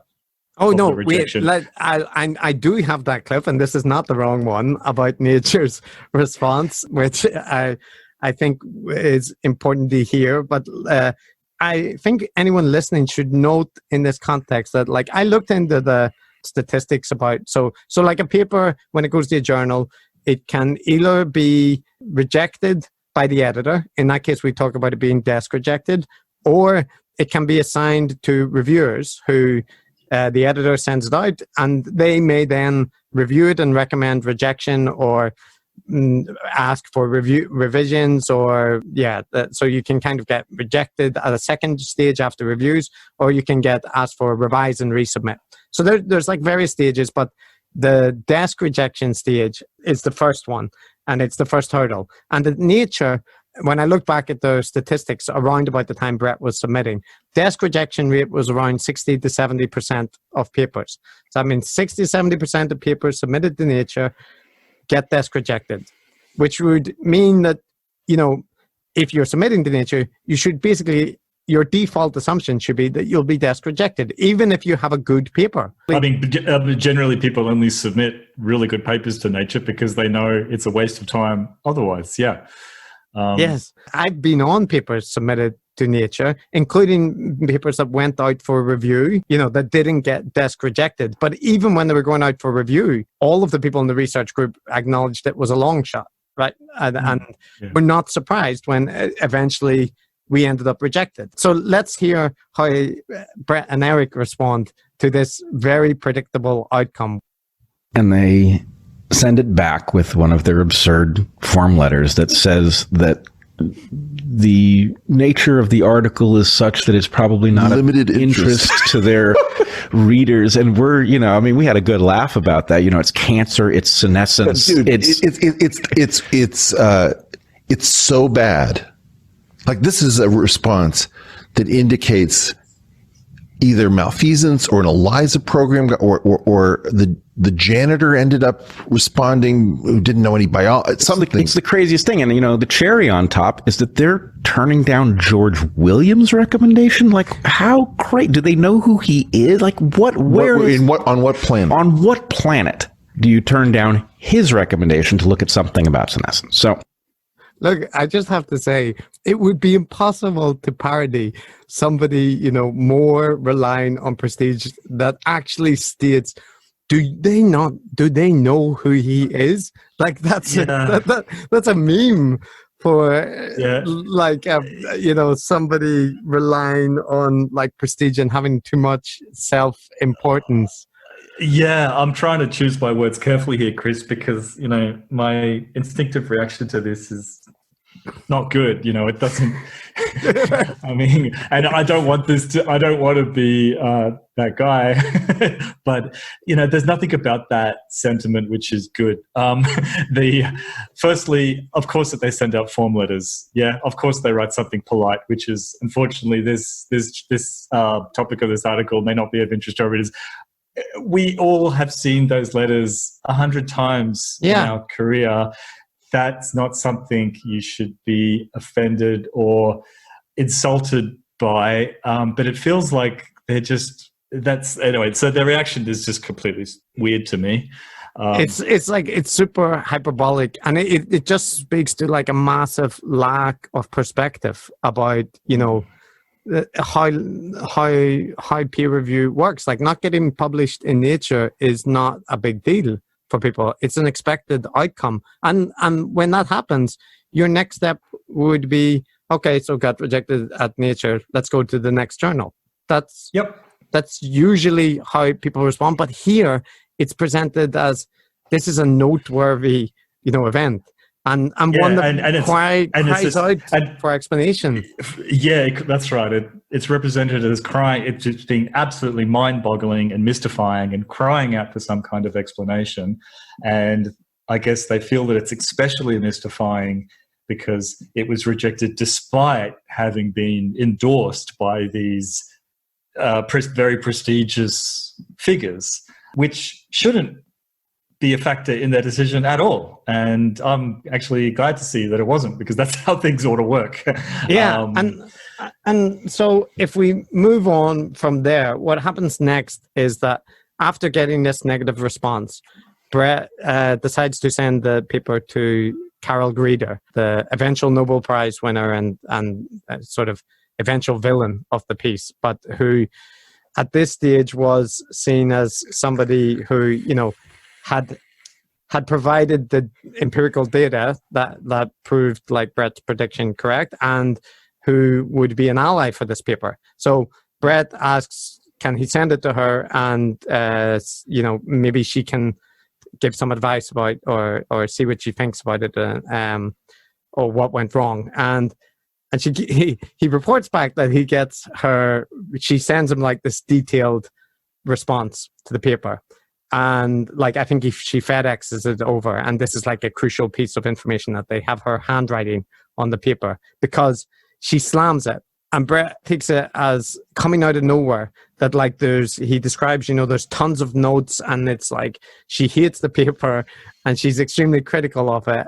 So Bret's reaction to that is to assume that that is indicative of ulterior motives, or something has changed, or there's like something else at play, because as he sees it, her criticisms are incoherent and like completely contradictory, but there's no actual reason to accept that that's true, because what it sounds like to me, as somebody who has worked on or has sent papers to other people or received papers from people, that you often do get back like very critical comments, especially from external reviewers who haven't or aren't on the paper. Yeah. And in fact, actually, Chris, sorry to interrupt, but no, go ahead. Like, as my colleague and friend often says, he says that academia is like this long experience of being kicked in the nuts, and then kicked in the nuts again and again, and then saying, "Okay, thanks. Can I please be kicked in the nuts again?" Right? It's a culture of criticism, just incessant, constant critique, and it's a good thing, you know. You know, you don't have to take the criticism on board. You can reject the criticism and not make the changes. You can, but in my experience, there's almost always a lot of good, you know, even in criticism that's overly harsh or misplaced in some respects. There's usually a lot of gold in there. You know, when someone is actually taking the time to read your work and critique your work, a smart academic pretty much always takes that information on board and uses it to make the paper or the exposition of the paper better. And in fact, in having supervised a number of PhD students now, I've found that, one of the big predictors of success is the ability to take on critical feedback 100%. and not be precious about it, but to actually take that on. And there's a particular kind of student that I've supervised, I have to say, and a colleague that I've worked with, or colleagues that I've worked with who can't do that, and it's not a good sign, is it? No, and 100%. I 100% agree with that sentiment, that the ability to accept very harsh criticism, especially when you're sending work, because like you have to remember that the original way Bret contacted Carol was as a kind of PhD student with some ideas and asking her opinion, right? And at that point, you might be, friendly, supportive. Like if you're a good mentor, a kind person, you generally are encouraging of PhD students. But what changes is when somebody wants to publish something in the literature, then it becomes a matter that you should give a professional critique. So it could easily be that Carol was, supportive, friendly, encouraging, and then she sees the paper and she feels he's completely wrong, he doesn't really get it, or like it isn't the case that her reaction means that she was kind of lying at any point. It's entirely possible that she's now just giving feedback to the paper which she doesn't like. Yeah. No, it's I've been in exactly the same boat myself. It's entirely normal, as you say. It's a different standard. Like when you're evaluating a paper, you're evaluating it from the point of view of what does this paper, it's not about being encouraging or supportive or nice. It's about looking at the work and going, what does that need in order to get into the literature and be well received? And that's a high bar, and it doesn't feel supportive. It feels highly critical. It's like getting reviewer feedback when you submit a journal. It's never pats on the back and aren't you clever. It's always just harsh criticism. It does feel to me that is something that maybe Bret is not good at, or at least wasn't at that time good at receiving. But I'm just guessing here. I don't know all the circumstances, but one can't help but suspect. Yeah, so if we move to the next part, after the negative review from Carol, then Bret receives what we would know as a solicited submission. So there's another journal, the editor contacts Bret, and after some time, I think Bret got disheartened by the response or something, but in any case, he's contacted by the journal who says, "Oh, we heard about this paper. We'd be interested if you would submit it." And I think he speculates that it's likely to be through the connections of Bill Hamilton that he got this offer. So, Journal of Gerontology or something like that, which he points out is a significantly less prestigious journal than Nature, but nevertheless still a peer-reviewed journal. So he gets this request from that journal to submit and sends it in. Now, before we go into what happens at that journal, I just want to note that, again, getting a solicited submission because of a famous person contacting an editor or, a big name in the field leveraging their influence, in most cases, that it sounds exactly like the thing Bret and Eric are railing against again, but in this case, it goes unremarked or like kind of as a footnote. But solicited submissions for journals are, I think, relatively rare unless you're a prestigious person, and their status is somewhat ambiguous about the not whether it's okay or not, but like the way that they might get an easier ride than an unsolicited submission. Yeah, exactly. Actually, just by the by, I happen to receive a solicited invitation That's today. That's your huge prestige. That's because I'm kind of a big deal. Look, I also have had solicited submissions, but in my case, it's usually for commentary on someone bigger's article, or it's because one of my coworkers who is a bigger name asks me to do it with them. So maybe they don't feel like writing the paper. And so I think I have a couple of chapters in books coming out this year. And obviously they're all like requested by the editors of the book. So yeah, like it happens. I'm not looking down on people who receive requests. I'm saying that is an example of kind of like that in the way that Bret tells it about prestige being leveraged in his favor, which Eric and Bret should be opposed which is a to. mass. Yeah, and so one, it's a little bit exceptional for a PhD student to have that. Sorry, was Bret still a PhD student at this stage? Yes, at that stage. Yes. Yeah. So that is exceptional and a real, lucky break. I don't know whether, somebody spoke to someone. Someone must have spoke to someone for them to be aware, I guess, of Bret. Had he published before at this point? So the timeline's a bit messy in my head, but no, he hadn't. I believe this is his first article, or if there was, it was one before, but I'm pretty sure it's his first article. Yeah. So yeah, like unless you're a well-known name, which of course he wasn't at this point. But Bill Hamilton was. Oh, Bill. Yeah. Yes, that's right. So yeah, like he had friends in high places, and that definitely contributed to an easy ride. And as you said, it's a little bit ambiguous, even if you're well established. When you get a solicited invitation, it's kind of compromising the review process a little bit. You know what I mean? Because even though it does go to review and stuff like that, it's a little bit implicit that it might have an easier ride. But yeah, I mean, as you said, it goes unremarked. But yeah, it should be like that's not something that a PhD student would usually get. So no. Yeah, so I guess the disc has been in this respect has been kind. It's enlisted. The disc is flying towards a publication, but but there's a hurdle coming. My metaphor is like breaking apart here, but there's a big hurdle coming in the shape of an anonymous reviewer.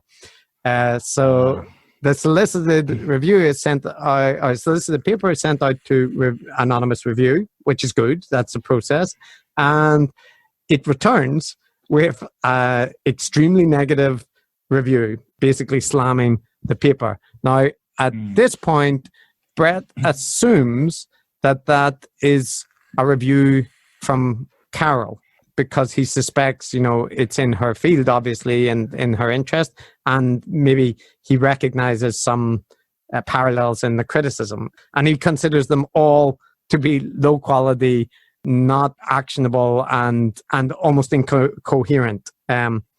So his response to receiving that very harsh review is to sit on the paper, and he kind of reports that he didn't do anything for a long time, and then eventually he writes back to the editor and says he's not going to make any changes because he doesn't consider the reviews high quality, and unless the editor specifically wants him to change something. So if the editor points out which ones are good, that he'll take a look at it. And as soon as he submits that, he reports within minutes, he gets word back that the paper is accepted.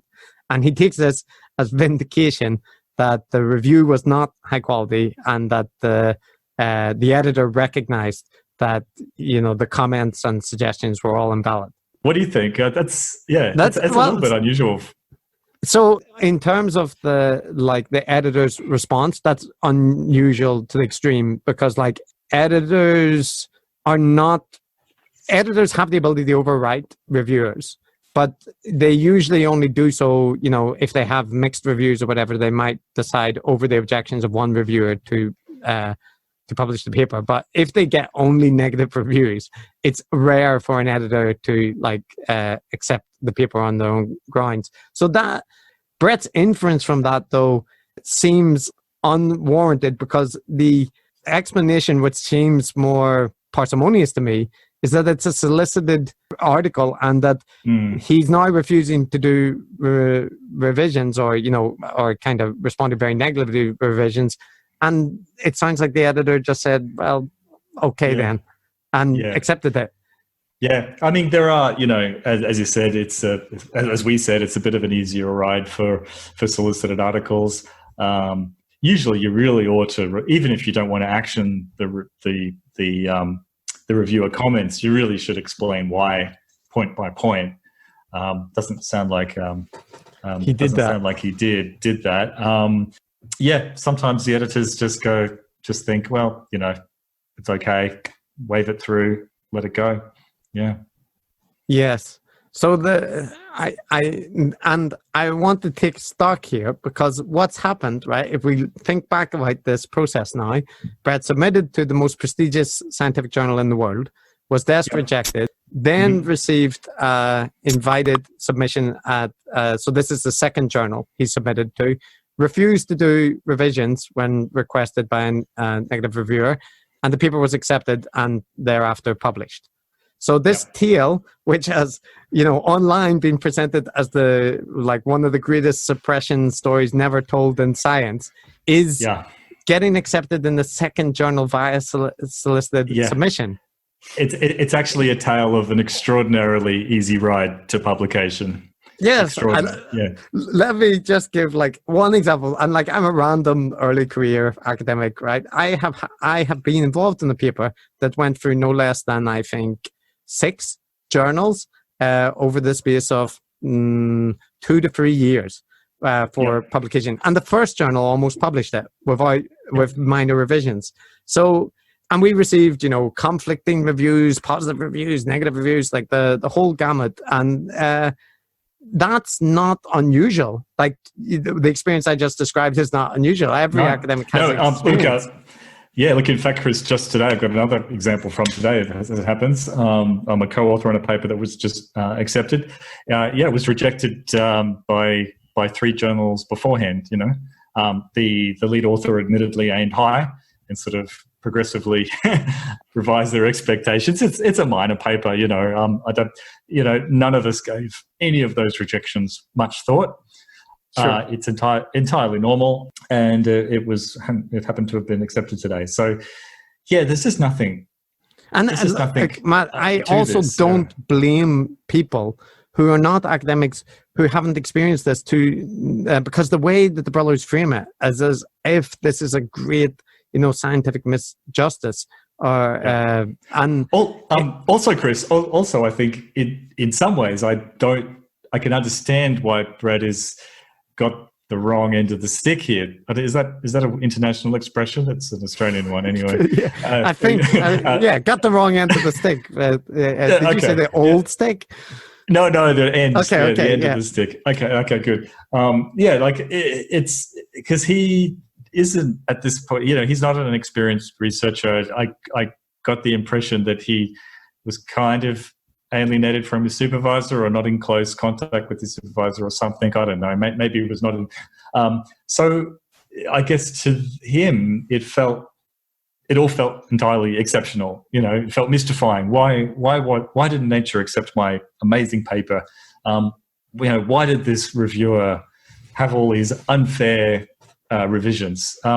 Unless you've got a bit of experience under your belt, or unless you're being advised by someone who is experienced, you might well think that, and you've got a very high opinion of your, and we all do. We have a high opinion of our own work, Matt, I have to follow on with one point that you make there, because I think there's a clip that's extremely related to this. So, we all do have, relatively, we like our own work. I mean, in some respect, I hate my own work because I'm extremely critical of it. And after I read, a couple of months later, I hate whatever I said. But at the same time, you generally tend to like things that you're doing, or I don't know. But I want to just play a clip about what I think this is back when Bret was rejected from Nature and what he did as a step, and then. Maybe we can talk about what this suggests about frame of mind or kind of self-belief. But have a listen to this. The irony is I sent a letter to Dawkins when this was going on asking for his help.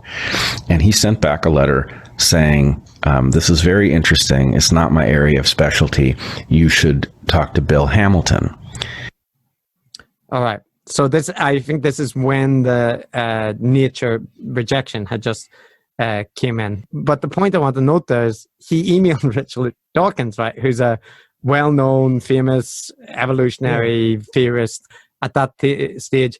And as a PhD student, I'm pretty sure that would be being in astrophysics and thinking maybe I should reach out to Neil deGrasse Tyson to help me get my paper published. I was just thinking of the parallel in psychology, my area, and thinking, well, that would be, I guess, me getting rejected from a journal and writing a letter to Steven Pinker saying, please, could you kick in here. I'm amazed that he got a response from Dawkins at all. Actually, that's yeah, maybe he's good at writing, letters. I mean, him and Eric are certainly good at selling controversies. So who knows the way it was framed, but yeah, and may have been Dawkins who kind of put him in touch with Bill Hamilton, who was one of the figures that he reported being positive about the paper.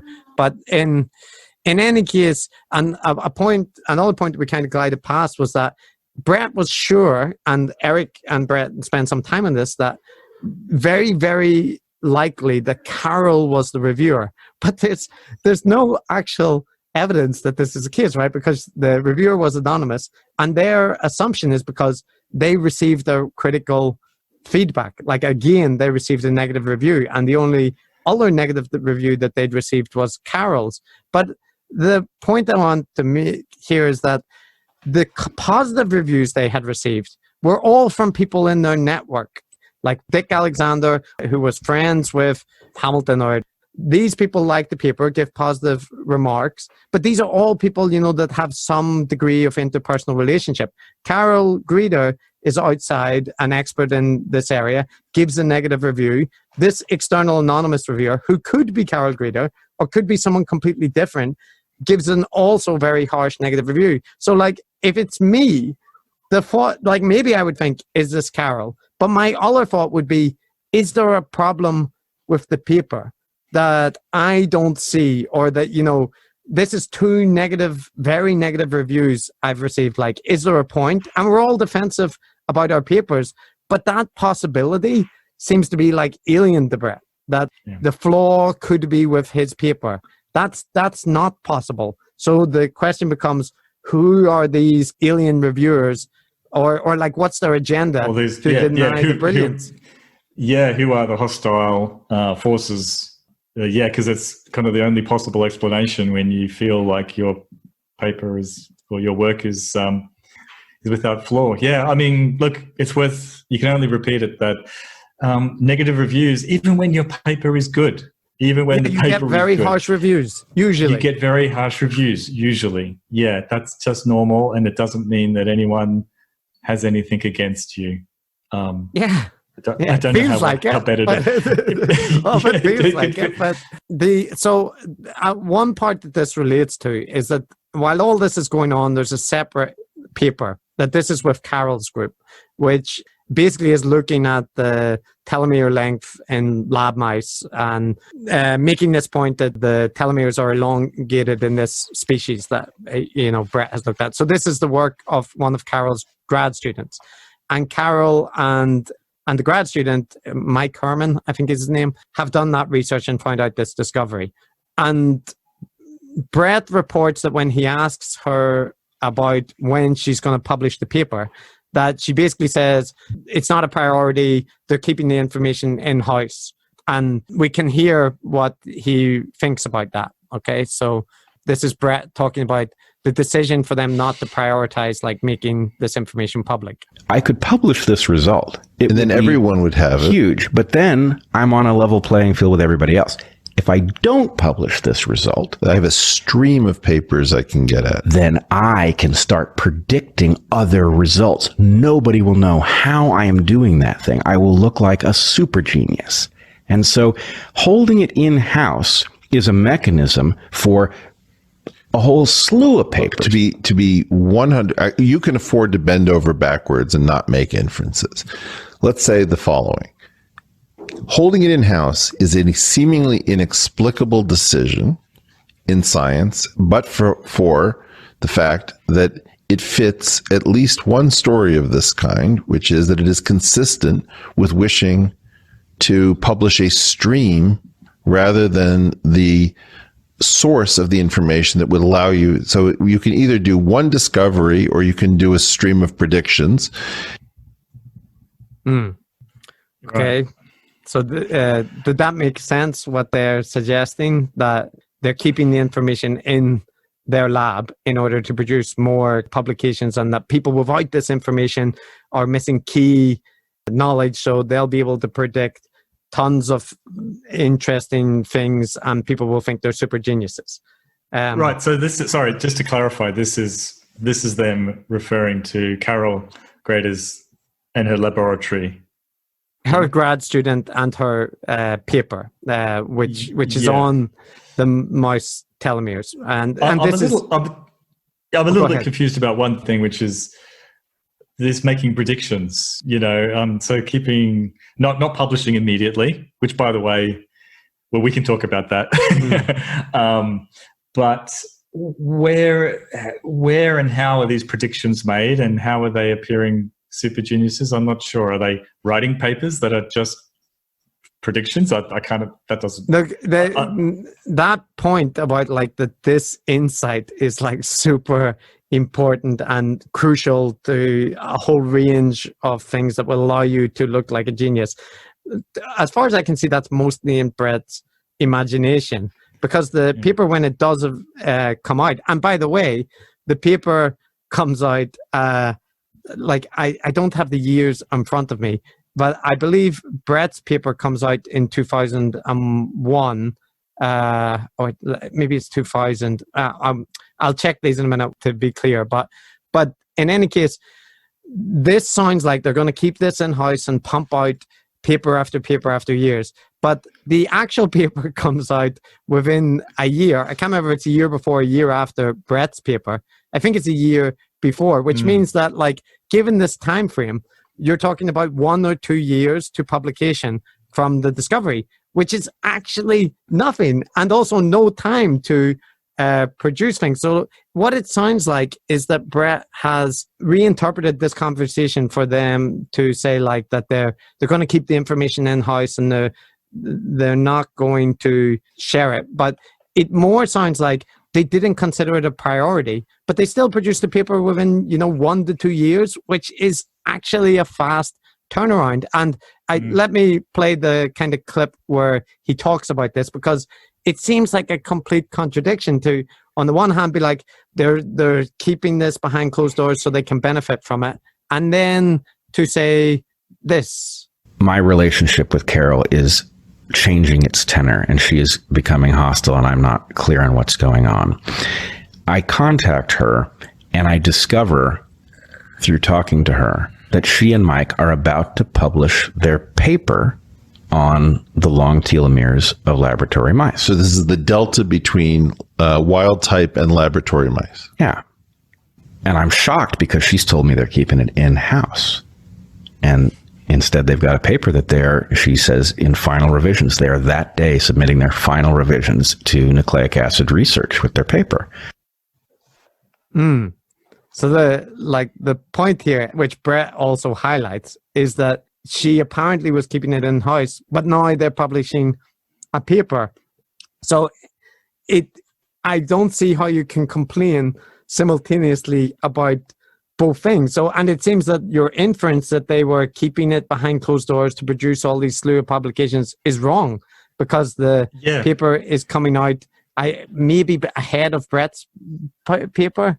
Yeah, I don't get it. It seems contradictory. And the other thing I can't get past is the motivation for keeping it secret or in-house. It's not secret, it's just delaying publication, which happens all the time for any number of reasons, of course. Not least reviews.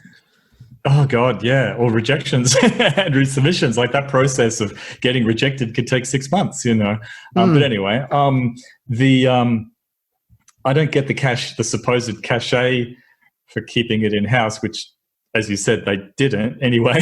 But the supposed cachet is from making predictions and appearing like super geniuses. I don't understand where those predictions are occurring or why that matters.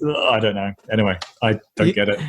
Yeah, so this story about repression and suppression of knowledge, the kind of important point to note here is we have 2 papers coming out by Bret's own admission within a couple of years, 1 to 2 years of like this laboratory discovery. We have Bret's theory paper and we have Carol and Mike's empirical paper. So rather than this knowledge being, jealously guarded and locked behind closed doors, actually, the papers are published. They're in the literature, and if we check them now, Brett's paper ends up 20 years later with 60 odd citations, and Mike and Carol's has, I think, a lot more, like 200 and something. So that's a well cited paper, but it's not like a paper that lit the world on fire, right? No, it is not. No, that's respectable, but it's indicative of a influential result, but not something, as you said, hasn't lit the world on fire. So yeah, it's been published. I don't see what the fuss is what I'm saying.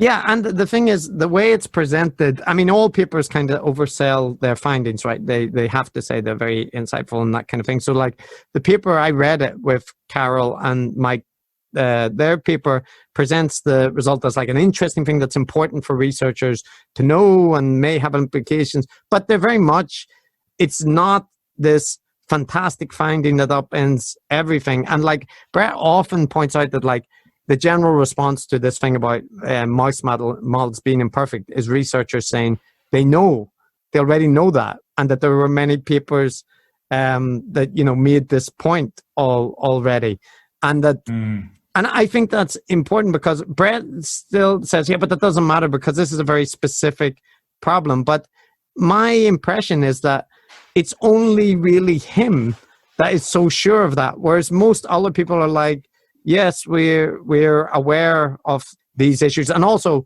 things like mice model are not the only models that are used to examine drugs reactions. Like lab rats is a term for a reason. And this is only one species. So Bret is like quite clear that this is the main species and this strain is the one that is used in all over the labs. Maybe. But when I watched Carol Grader's Nobel presentation, she had papers with multiple strains, like 10 or 12 different kinds of strains, looking at multiple generations. And it didn't seem that it was all based around this one mouse model from this one lab. And on top of that is the fact that like before drugs are ever used with humans, they need to go through 3 stages of clinical trials. So like Bret sidesteps that by saying, well, but this is about like over the lifespan, and clinical trials don't follow people for generations, and so the issues might not show up.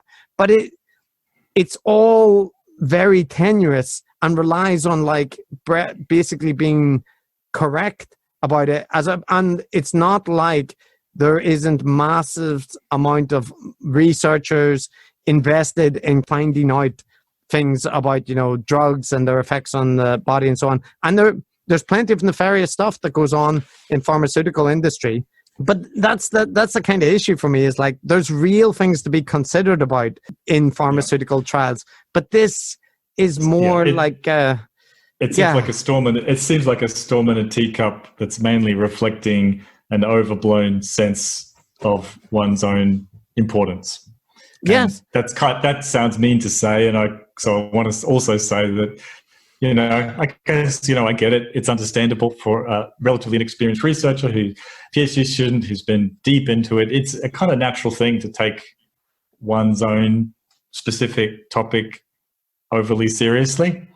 So I want to say that, but I think largely it reflects, just an overblown sense of the importance of all of this. And I agree that it's perfectly normal to get caught up in your own theory, and maybe there's even the possibility that Bret is right about something, that he's seen something that people are overlooking, but it's the lack of consideration that maybe he isn't right that is the issue. That so a certain strain of lab mouse had longer telomeres, which was something that Bret expected from his intuitions about the theory. But that doesn't mean from there all his other intuitions apply. And that when people are saying this is not that surprising, it's not that big of a deal, it's not necessarily a suppression or like a bad faith reaction to defend the status quo. It could legitimately be that the researchers don't think it is. Because in my conversations around this episode with researchers that are involved with cancer research or or doing lab studies with, mice and other models, which I'm not. Their general reaction has been, yeah, like this isn't news. It's there's papers before Bret's that are talking about similar issues, and I think someone sent one to me. When I read it from my eyes, it seemed to be saying almost the exact same insight that Bret was saying, nobody had. And even if it's not the case, it just doesn't, it would be very unlikely that it's this linchpin that Eric and Bret believe for everything, the pharmaceutical industry, medicine, that this is the single linchpin. I think that's an important point. I mean, this is not just it's not just a personal story of, this is some stuff that happened to me some years ago. This is like a key incident which illustrates the operation of the distributed idea suppression complex. Yeah, and I guess that's why we need to examine it critically, because if it's going to function as this, as you said, this linchpin role of demonstrating incontrovertibly the operation of the disc, which is, that's a big claim, and big claims require a lot of evidence behind them. And, as we've talked about, this is very tenuous. So you have another clip for us, eh? I do, where that connection is made explicitly for us. So okay. Let me just tee it up. I mean, I want you to take this seriously. You're just showing a part of what I'm calling the DISC, the Distributed Idea Suppression Complex. We have 50 years of such stories. And it happens that in our family, 3 out of 4 of us created such a story trying to get a PhD. And the idea for me is that every time you have to go into some closed system, like there's a committee meeting, or there's a blue ribbon commission, or there's a peer review process, or there's a, what do they call them? The panels, study groups for grants. That's where the DISC lives. We know that it's localized to the things that protect the integrity of science. It's an autoimmune disease where what we have is an ability to stop highly disruptive ideas from getting a hearing in the general population of experts by virtue of the fact that a carefully chosen group of experts can stop publication. There we have it, Matt. The distributed idea suppression complex in a nutshell. So what's your reaction to this distributed suppression complex? Yeah. Look, I mean, I think we almost need to break that down, don't we, to kind of almost just figure out exactly what is being said there. So let's, before commenting, let's just try to delineate it just in clear language exactly what Eric is saying there. So I can try. I guess he's saying that the entire scientific system, the system that involves peer review, panels, or that decide on grants. What else? What other components of the DISC would he say are operating there? Well, probably the media and stuff come in as well. But like in this example, he's kind of firmly focused on the institutes of science, like the. Yeah. So I guess anything that's institutional gatekeeping of some kind. Yeah. Journals, peer reviews, grant bodies, hiring. Maybe hiring. But 3 people in the family have had experience with this suppression. That's right. And as we heard earlier, suppression that robbed them of potential Nobel Prizes. So it's a serious issue. It is, yeah. So it's a corrupt system that is deliberately suppressing disruptive ideas, which are also groundbreaking and innovative and stuff like that, which is, if I understand correctly. Goes without saying. Yeah. Okay. So he describes it as an autoimmune disease, it's a big claim. Well, I think, look, if you take it in the positive way, like it's obviously the case that, you know, science doesn't move exactly with empirical evidence. There's resistance, there's gatekeepers, there's enough scientific controversies to fill books about, you know, people having ideas suppressed and that kind of thing. So you can completely agree that these kind of things can and do happen. But it's the degree to which Eric assumes that that's why his idea and Bret's ideas haven't made it, or it seems to be a default that this process is keeping out the best ideas and the revolutionary ideas, instead of that it may very well be functioning as a quality control. And while there are individual cases which, you know, which show limitations of the system, that it's like incredibly self-serving to assume that the reason you cannot succeed within the system, or the reason you haven't got recognition or your Nobel Prize, is just because it's all biased and people don't recognize it. Like, the other possible explanation is that your idea is not that revolutionary, or is not as amazing as you judge it to be. Yeah. So in a similar vein, to try to steelman this, I'd be the first one to admit, you know, the academic system and the systems of gatekeeping, which have to exist, obviously. I mean, if you want to hire someone, you have to have a recruitment panel. Yeah.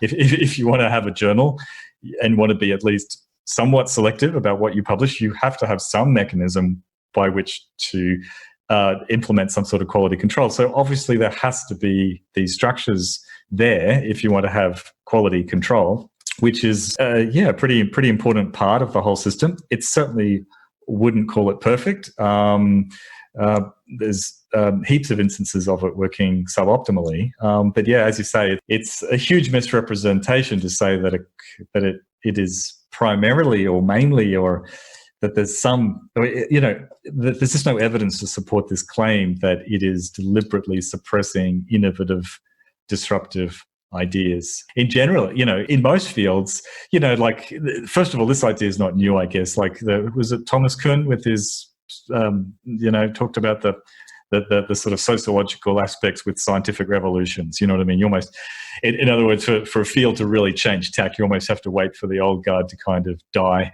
You know what I mean? Or, you know, it doesn't sort of, you know, so in other words, you know, researchers, scientists are not these perfectly rational creatures with no ego, which I'm sure Eric would be the first person to sympathize with, you know, where yes, he should. I think he would certainly note that researchers are like that, but I agree that it would be worth applying that insight closer to home. Yes, exactly. So, you know, it's made up of fallible human beings, but the idea that it's like a systematic institutional thing, like a conspiracy, you know, a conspiracy theory is a good analogy here, because not only a good analogy, I think it's a perfect description, because let me just play another short clip where Eric describes American science, and I think this illustrates further his view of like how deep the corruption is. Our problem is that the American scientific enterprise, headquartered in the National Science Foundation, National Academy of Sciences, and our university systems, is fraudulent. And it serves to suppress radical new ideas.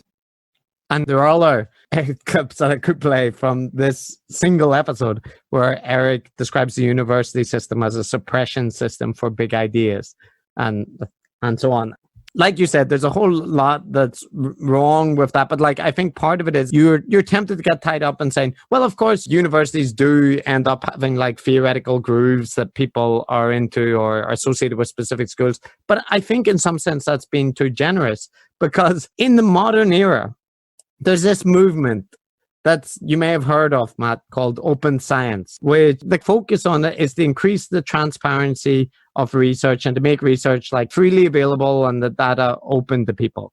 And those efforts, the open science movements, are kind of not discussed by Eric and Bret, but in large part, they take care of a lot of the things that they're concerned about. For example, this concern about gatekeepers closing things out behind articles behind closed doors. Now it's possible to publish a preprint on preprint servers before they've been reviewed, and people in the field can then see the article and access it. So the notion that the system is completely closed, it's actually changing, and there are efforts underway to make it so that there is less reliance on who and the traditional systems of peer review. My kind of argument is just that the problems that Eric and Bret raise, to a certain extent, they're real, but their solutions are just unrealistic and typically extremely personal about their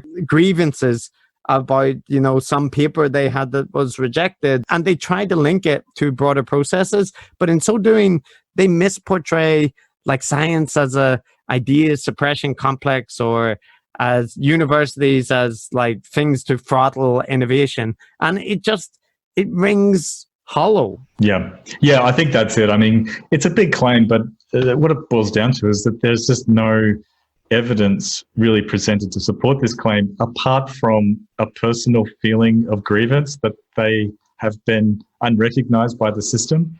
Like, that doesn't really cut it in terms of supporting such a huge claim. There's all kinds. I mean, it just doesn't gel with any kind of experience that I've had. Like, I've published a lot of research. A lot of it's been kind of mediocre, to be honest, Chris. And I've managed to find some way to publish it. If anything, I think the bar is too low. Probably more of my papers should have been rejected. Look, and Eric has argued that the reason he won't use preprint servers is because you have to supply an academic email address, and if you don't have an academic email address, you have to get a recommendation. That's not the right word, but from some other researcher, and on principle, he refuses to do that. But even accepting that logic, it wouldn't make sense that, you couldn't just publish. You can just publish PDFs online now. You just get a website, put it up, and you could post it on Twitter. Yeah. So in the case of Bret and Eric, these are both people with like over 100,000 followers now because of cultural war involvement, and so they don't have insubstantial outreach, for their ideas or that kind of thing. So I realize that this is them going back in time to complain, about Bret's treatment within the system.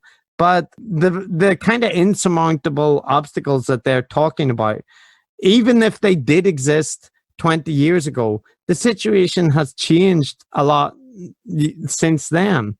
And so they're like stuck on this model that doesn't really apply, and that there's obvious solutions to, and yet they don't take them. And it leaves the critique feeling unconvincing, because you can find much better people criticizing things about academia, criticizing the conservatism that changes, and building new journals, building like peer review, open peer review system where you can see who the reviewers' identities are, or you can see the reviews publicly. That, like, all these systems, but I never hear them discuss them. No, it's just kind of out of touch, I suppose. Like, as you say, there are genuine problems, like there are with any system. Like, for instance, the funding system in Australia, the research funding system, is extremely conservative. The sort of running joke is that you do the research and establish this amazing track record, which gives the funding agency this huge confidence in that the research is sound. And then you get the grants, which can fund your justification for the next grant, if you like, to do something sort of different, which is silly, But so, there's things like that, like conservatism, if in funding, they're very risk averse a lot of the time. So there's all kinds of complaints one could make. But when you start talking about it being an orchestrated system that is intended to stifle innovation and stop ideas that are disruptive, I mean, that's just getting into conspiracy territory. And in fact, reminds me of other groups that like to criticize academia because they just have some beef with it. And, it made me think of, well, Chris, the sort of anti-evolution Christian faction there. And they have a few talking points when it comes to discrediting the scientific literature on evolution. Likewise, the people who don't like climate change, don't want to believe the evidence on climate change, have a few talking points about why there is so much scientific literature showing that climate change is real. And what they basically say is that, the system's corrupt. All of these researchers know what side their bread is buttered on, and that they are falling into line and preaching from the hymn book because they know that they'll get rewarded for publishing stuff that supports climate change or evolution or whatever. Yeah, that's stuff you would have heard before. So, I mean, that's conspiratorial nonsense, right? That's not true. And now, I'm not saying that's the motivation of Eric or Brett or anyone, but their motivation is really kind of it's got nothing to do with evolution or climate change, obviously, but it's got to do with, I guess, bolstering their own credibility and necessity in relation to the institutions. I honestly think that it's hard to overstate the case. Like, the more that you pay attention to like Brett and Eric's output, how much of their worldview revolves around their personal grievances or their feelings of being treated unfairly during their PhDs or by the academic system. And a good illustration of this is like, this episode is specifically about Brett's PhD, so of course they cover it. But even before this story, on all their episodes, I had much more knowledge about Eric's PhD and its circumstances than I think I have of colleagues that I've worked for years, because people don't spend that much time talking up their past achievements and how revolutionary and everything they are, because if they are, you don't need to talk them up. They speak for themselves. And yeah, so lest we get stuck in the Weinstein wormhole, let's like at least finish the narrative of where the story goes with Carol. And so we've covered Brett's repression by nature and this external reviewer who may have been Carol, and his upset with the paper by Carol and her grad student. And one point that Brett is very upset about is Euler not being a third author on that paper by Carol's grad student, because he sees the whole paper as being based on his idea. Or he also mentions not being in the acknowledgements and how it's kind of like swept over, but he suggests that, had he have been in there, he'd have been able to point to it to show that it was related to his idea.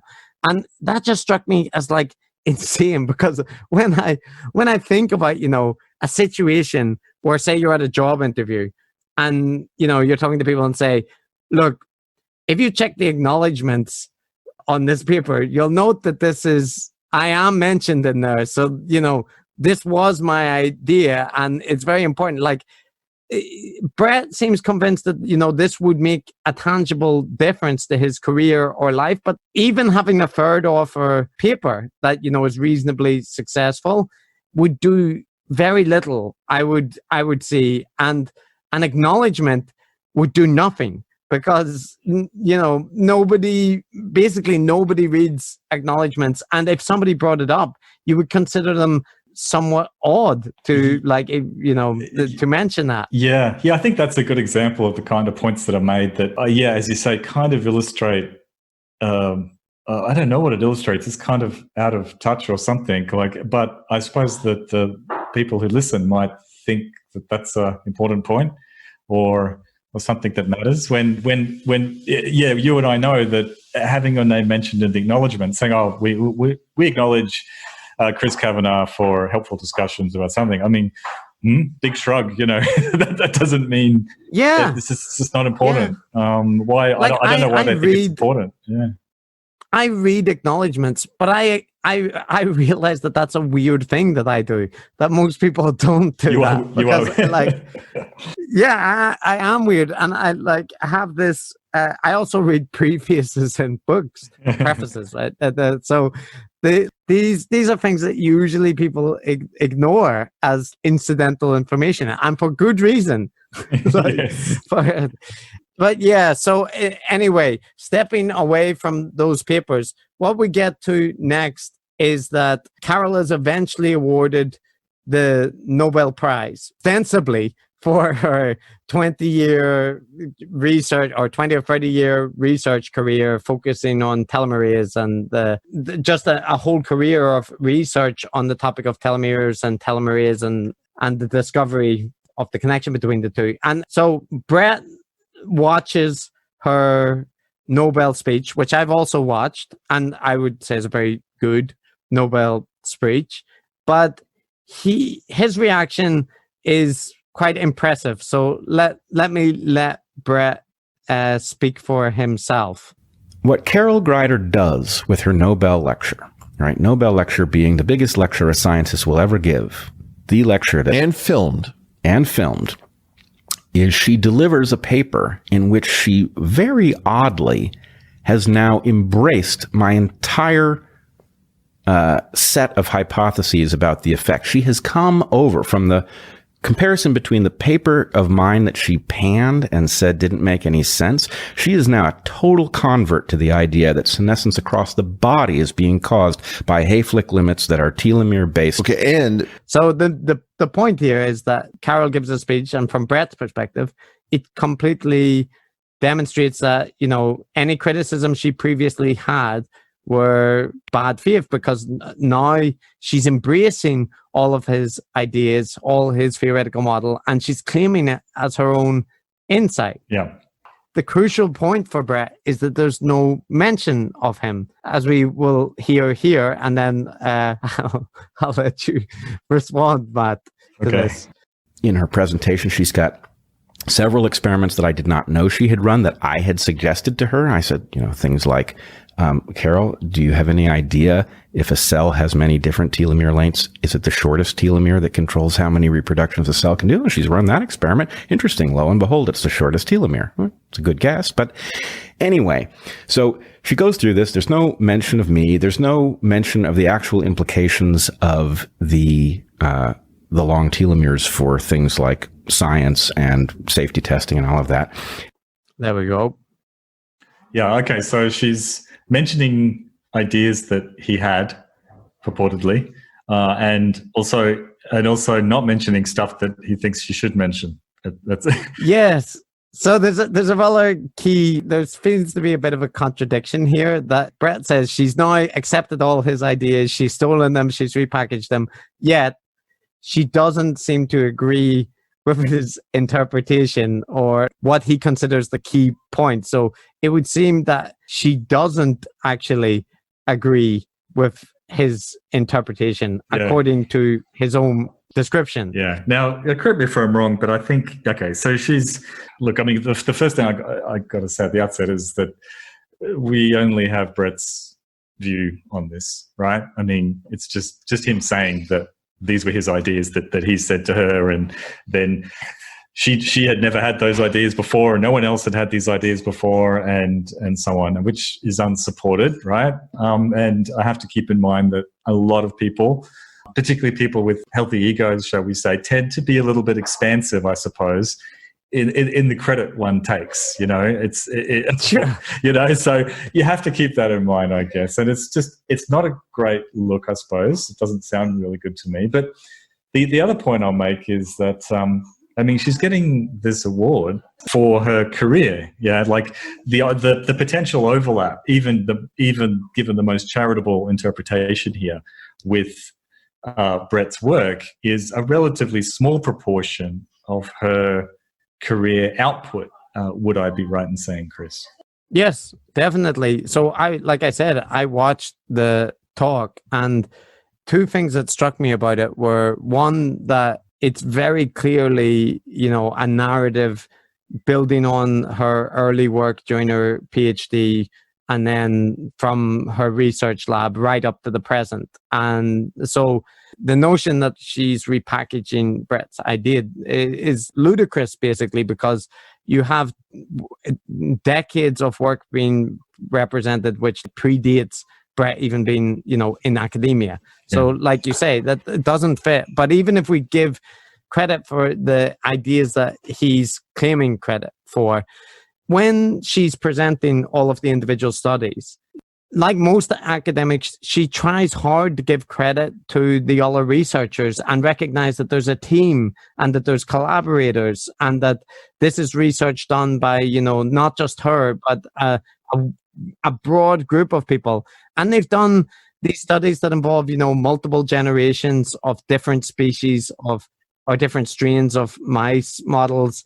And it's a very impressive presentation of like a vast research endeavor. The paper that like Bret was very concerned about features on like 1 or 2 slides. And as he says, she doesn't emphasize this point about, the lab mouse having unusual telomeres as being this very important distinction. It's a kind of side note. And part of that is because they're talking about, I can't remember, it's 8 or more different strains that are not just that one type. And yeah, so the counter to their presentation that she doesn't want to give credit, I got the distinct impression she does want to give credit to many other people.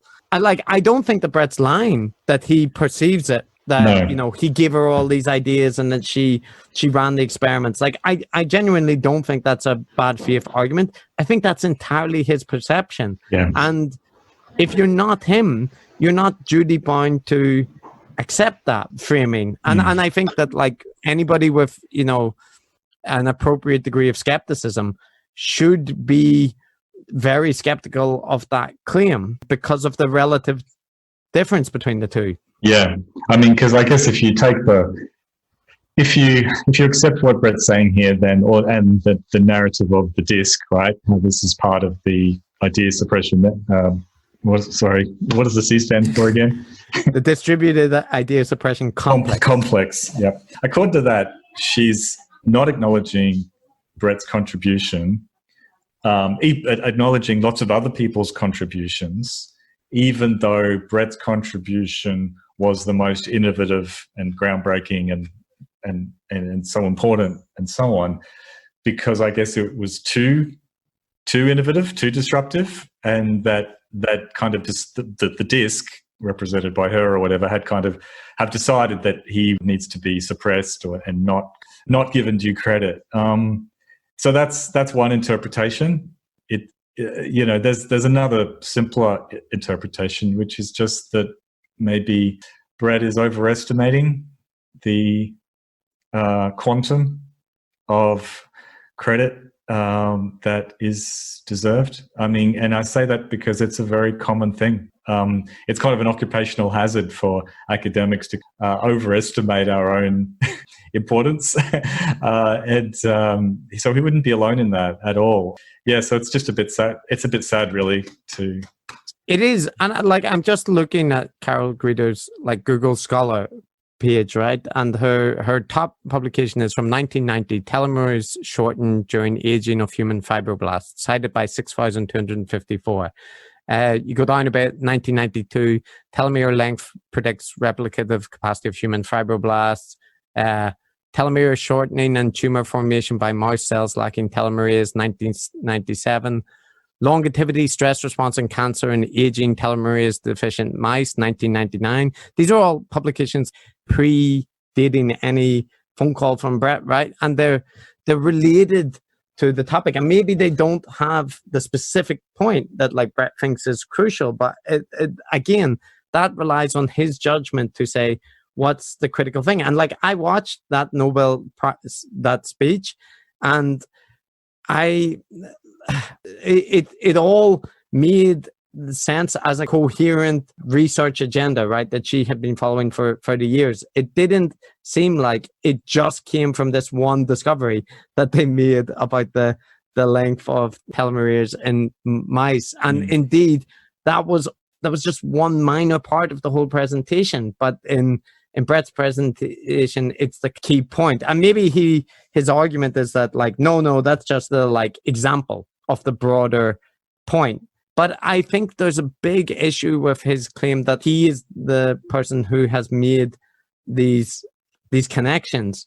Because what little I've looked into the literature, I can find papers from a couple of years previously which are discussing similar relationships. After Bret's paper has came out, and I've followed through some of the reference. I've found papers in recent years which, you know, respond to the points raised in the paper, and some are supportive, some are critical, but they don't treat it as if it was this major theoretical breakthrough. Just, you know, several people have made this point, including that, like, and Bret's paper is there. So it just feels like, instead of this discovery that's been suppressed and like kept out of the literature, it just has its place in the research literature as an interesting point, but not one that revolutionizes everything. Yeah, look, and that's why Carol has the Nobel and not Bret. Yeah. I mean, not to put too fine a point on it. Hey, yeah, you know, it's funny. I feel uncomfortable about this because I do feel mean, like having to point this stuff out. But, you know, I feel like we do have to point this stuff out because Eric and Bret have cast serious aspersions on Carol's character here and made really big claims. So, yeah, I feel like we need to push back, even though it makes me feel a little bit uncomfortable. But I think you've probably got some clips there that probably No, yeah, I think I can alleviate some of your guilt, Matt. So let me start by kind of making you feel more guilty by playing Eric pointing out that they aren't meaning anything negative by the things. This is at the start of the episode when they're introducing what they're going to discuss, and they make a very important point, which is... The one thing I would say is that if anyone else in the story wants to tell their version of events, it would be an honor to have you on the portal. There are no bad people in this story, in my opinion. There are a lot of bad incentives. And if we're going to actually fix this system, we're going to have to look past the interpersonal. Okay. So that's a very worthy sentiment and nice, right? No bad people. This is all about structural incentives and the way the scientific system is distorted. Now let me play a clip which is more closer to the period that we're discussing, where they're talking about, I believe this is the decision to keep things in house when they were talking about this. But anyway, let's have a listen if it's still true that there are no bad people. And we don't know exactly what happened, but there is no world that I know of in which you're allowed to hold back that kind of information because in part of what's on the line. Right. So, I mean, this is not just a question of academic interest. No, because these mice are used for medical testing purposes. Not even that. It's medical testing, but it's also all of the science relative at least to cancer, senescence, wound healing, all of the science that is stacked on these mice that is contingent on their function relative to their telomeres is all compromised. Right. You're letting year after year of this stuff accumulate. It's malpractice at an incredible level. So malpractice at an incredible level. This is discussing holding publication and keeping things in-house. So I don't know in your case, Matt, but like being accused of academic malpractice, which is not only relevant for like academic interest and careers, but which could be related to cancer treatments, aging, and the safety of drugs. It's hard to gel those 2 points together, that like we're not saying anybody did anything bad except extreme malpractice that may have massive implications for drug safety. Yeah, and look, I mean, that tone is pretty much in keeping with the theme that we've just covered, with terms of the way that Carol has purportedly, you know, sidelined and stolen ideas from Bret. Like the implicit or explicit throughout the narrative is the idea that she has acted very, very badly. Yeah. So, yeah, you know. And since this episode has come out, so although they invite Carol on, although I have no idea why she would want to do that. And just to be clear, because she's a researcher and they are alleging a whole suite of offenses about a very specific incident. And it seems like going on to defend herself on Bret or Eric's podcast would actually be a mistake on her point, because she would just get dragged into these things more. But in any case, since that event has happened on several occasions, Eric has, quote, retweeted Carol when she's made like some statement about Black Lives Matter, for example, recently, or about support for that movement and trying to do better in science or whatever, about inclusivity. He's quote retweeted her, you know, saying, well, that's an admirable sentiment, but when you want to discuss holding back young researchers, maybe you should come on the portal. And then predictably, all of the followers from a large account will kind of pile on, right, and fill up her mention. So that isn't the kind of thing that you do when you think that, you know, there's no malice and it's not somebody doing something intentionally. In this podcast, when you read the Reddits or you read the Twitter threads, it's clear that their followers see her as a villain who stole Bret's world revolutionary idea.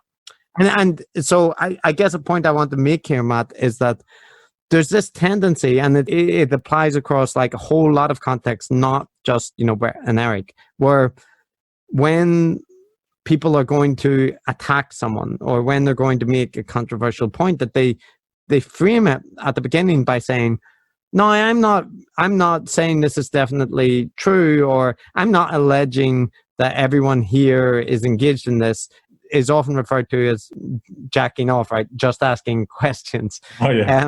And in this case, and in a lot of other cases, it feels like a strategic disclaimer whereby your fans or you can point to, look, we never said anybody was doing anything intentionally bad. But then for the rest of the podcast, you can go on and explain just how bad the people are. But you can always point back to that 1 minute at the start where you said, nobody here is necessarily bad. Yeah, well, it does remind me of some more recent episodes of this podcast, I think it was, where they say at the beginning that they're not indulging in conspiracy theorizing here.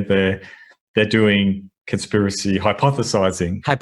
Yeah. So, we're just exploring hypotheses here, and possibilities, and then go on for the rest of the podcast talking about these assertions as if they're cast iron facts. You can't, it's not like you can issue this card, this disclaimer, and then that just absolves you, because the people who are listening are taking it as just like you said, with the followers basically reading this story in terms of Carol. They're reading it like they're saying it, which is they're not paying attention to the disclaimer right at the beginning of the episode. They're reading it as, what a terrible person. She stole his ideas. She got the Nobel Prize when it really should belong to Bret.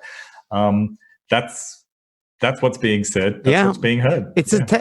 And I want to make clear that, like, I think it's a conscious technique that people do, because there's a couple of occasions during the episode where Bret goes a bit harsher or harder, and then Eric steps in to add a disclaimer. So, like, let me give you an example of that.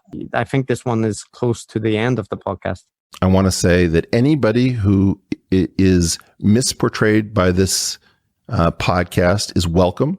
We are not claiming to have absolute and universal knowledge. You are more than welcome to correct the story if you have knowledge about this that checks out. Right. So, like, in isolation, that sounds extremely reasonable. Yeah, right? very also, generous. Yes. Yeah, but in the context of a 2-hour 40 podcast, where you include that towards the end after like 30 minutes.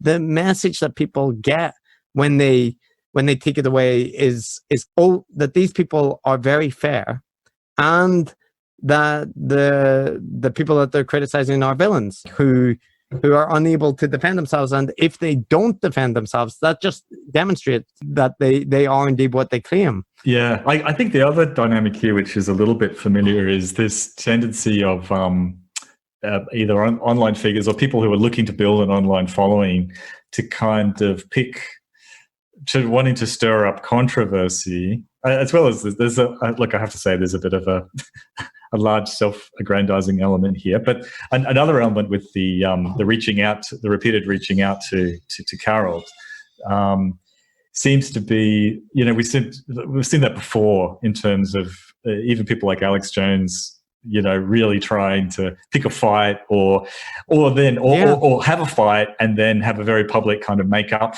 kind of situation. That sort of stuff gets people engaged, doesn't it? Yes, like Alex Jones picking the fight with Joe Rogan, or like this is a kind of tried and tested way to drive engagement, is to get into a controversy or an argument with somebody and to kind of drive eyeballs to the ensuing kind of car crash as it happens. And like there's a part of that which is just the dynamic of human interest to watch conflict, and or like the same way cringe comedy is kind of enjoyable to watch.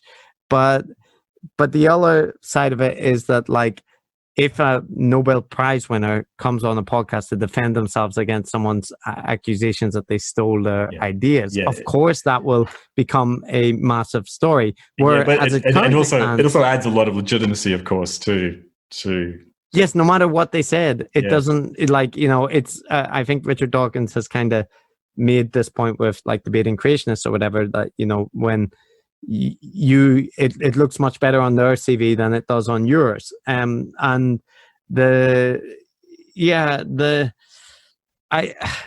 just think that it doesn't, an unwillingness to engage in and like kind of get into tit for tat, kind of responses over email sent or who said it.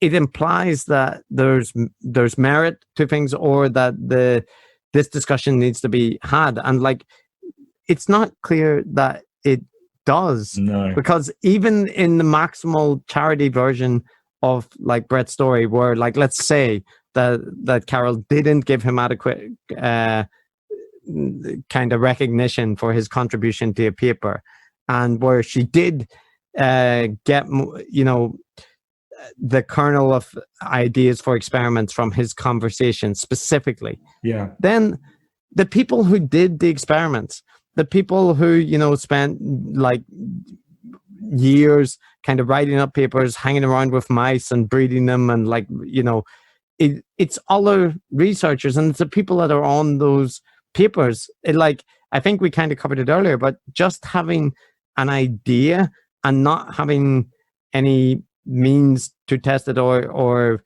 not kind of doing empirical work, because like it's been 20 years since these events that we're talking about, and surely in that time, even if Bret didn't have access to his own lab, he could have collaborated with people who have labs, or he could have done any number of things. Carol went on with her research career, has continued on since then, and Bret went into teaching, which is there's absolutely nothing wrong with, but it does suggest that, like, maybe his destiny was not to be the next Darwin. It was just to be, like a teacher at a university. And there's nothing wrong with that. No. I mean, just on the balance of probabilities, when you have someone like Carol, who had this illustrious career long before Bret or a PhD student arrived on the scene, and then continued doing a huge amount of work, collaborating with a large number of people, all of whom were involved, and which ultimately resulted in a Nobel Prize. I mean, in the big picture, is that the contribution of some conversations or believing that you had an idea that was subsequently used, it just doesn't hold water.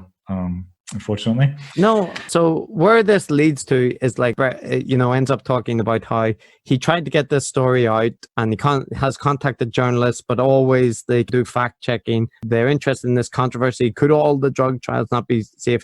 Then they do some fact checking, and they inevitably pull back, right? And Eric and Bret see this as evidence that this is the suppression complex in action. But the other possibility is just that journalists are doing due diligence.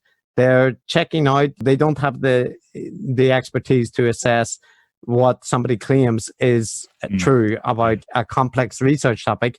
And when they reach out to other experts, they tell them their legitimate opinion, which is, this isn't this big deal. And no, we know about the problems with mice models. And the people who are left convinced that it is this massive deal is Bret, right? So like, it isn't a suppression complex. It's just a disagreement between himself and the vast majority of other researchers. It's just a difference of perception, as you say, like his perception. And as you say, I believe it's in good faith. I think he honestly believes it. And it's, as I've said a few times, it's not entirely uncommon for people to have those kinds of perceptions. But it's not a perception seemingly held by anyone else who is either associated with the area or someone, like you say, journalists who have investigated it. And, this is the problem with ideas like a distributed idea suppression complex, which is that they are conspiratorial in the sense that they are self-justifying, So you propose this astounding new perspective on things as being suppressed. It could be the moon landing, it could be, vaccines or whatever. And then there's no real evidence for it. There's no take-up. And you can point to the system, it could be the New World Order or the DISC or whatever, which is suppressing it and preventing this knowledge from coming out, from the evidence from coming out. So what you're left with is just the unsupported assertions of the people who are proposing the theory. But if you listen to it and if you believe what's being said, then you endorse this entire. So in the same way that believing that NASA faked the moon landing, that if you want to believe that, then you have to also believe in an idea, a huge idea suppression complex, that you have to believe also in the cover-up. Yeah, this huge cover-up is necessary to support this opinion you have about a specific thing, which is otherwise unsupported. And I feel like we have the same dynamic here in terms of relationship to the DISC. And I think I have a clip which illustrates that thinking in action, one of the last ones. So let hear it from the master. They would rather sweep it under the rug. I mean, imagine you've got all these knockout mice, right? These knockout mice, there's a major investment in them. It takes a lot of work to knock out a particular gene. You've got a single point of failure, right? Whose projections are tendrils into everything, right? And you've got how many careers built on papers that are now suspect? This is like a centralized irreproducibility crisis. Yes, it's that bad or worse. Okay, and what happens if, let's say, somebody hears this podcast and they check into it and they find out, lo and behold, this story is true. Yeah. Well, now the FDA has a problem. Well, wait a second. Yeah, that, by the way, that was Eric getting to the point to say, oh, hold on. We're not saying that the FDA then issues like a disclaimer, but you've got that point, right? Like you move from, there's a study and it didn't get published easily enough about the telomeres, to suddenly all drug trials are undermined, and there's, as they said, the tendrils get into everything. Right? It isn't just a small problem. It's everything. It's the whole American scientific complex, the biomedical complex. It's everything. And they are very good. Both Bret and Eric are very good at presenting this in a way to their audience that kind of connects the dots for them, that makes it all sound ominous, that makes it all sound unreasonable and unfair. And if I wasn't in academia, lots of the descriptions of what happens would sound very odd to me and would sound like somebody is up to something behind the scenes trying to stop this come out. But it's really only because of familiarity with peer review and because of experiences with how academia functions that a lot of the nefarious intent that they ascribe just sounds like, mundane things. Your paper gets rejected, you get a harsh review. It's not unusual. It happens whether or not you have like this groundbreaking discovery or just like a mundane paper. Yeah. There's this trend to see this huge ominous significance in mundane events. Yeah. Again, a pretty standard feature of conspiratorial reasoning. Yes. Yeah, and as you say, it's probably more obvious to us because we've just been living it. And we know just how commonplace all these little things are, like little tips over credit, right?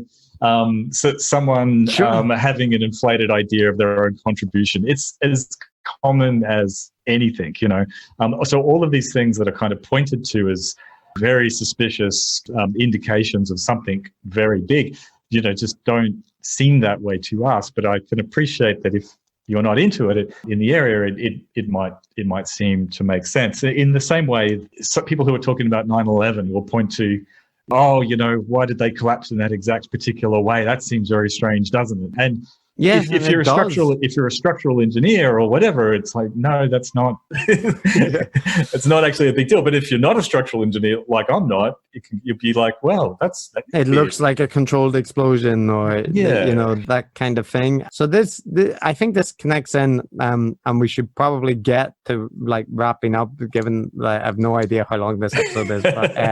But the whole idea of the portal, and to like another extent, the Dark Horse podcast, is that they're kind of peeling back the curtain from academia to give their audience that are interested in these scientific ideas a kind of insight into that world that they've been denied by the system, or that if they're not in university, or maybe they're not studying those subjects.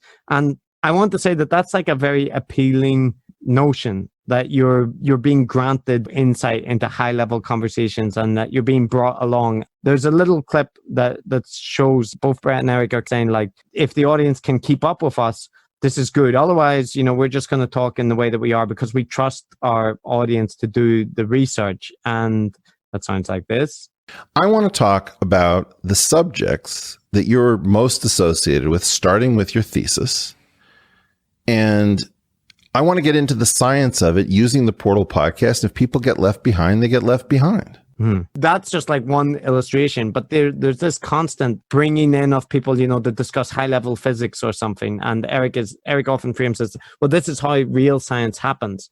But a lot of it feels like it's also a way that makes people feel that they should get it, and that if they kind of can keep up, that they're part of, an intellectual elite club that gets it. Yeah. And the university people aren't any better than it. And I think both you and me have the view, Matt, people who go to university, they aren't granted any like miraculous knowledge, or like that makes them superior to other people. That's not what it's about. But there is a thing where if you spend years studying a topic, that you inevitably know it better than amateurs. Like, there's tons of subjects that I'm completely amateur in, and I've got a good grasp of them, but I'm not someone who's dedicated like a career to understanding like physics. And yeah, it's kind of that sort of TED Talk feature, where TED Talks have become, they started off like a kind of a nice thing, but became more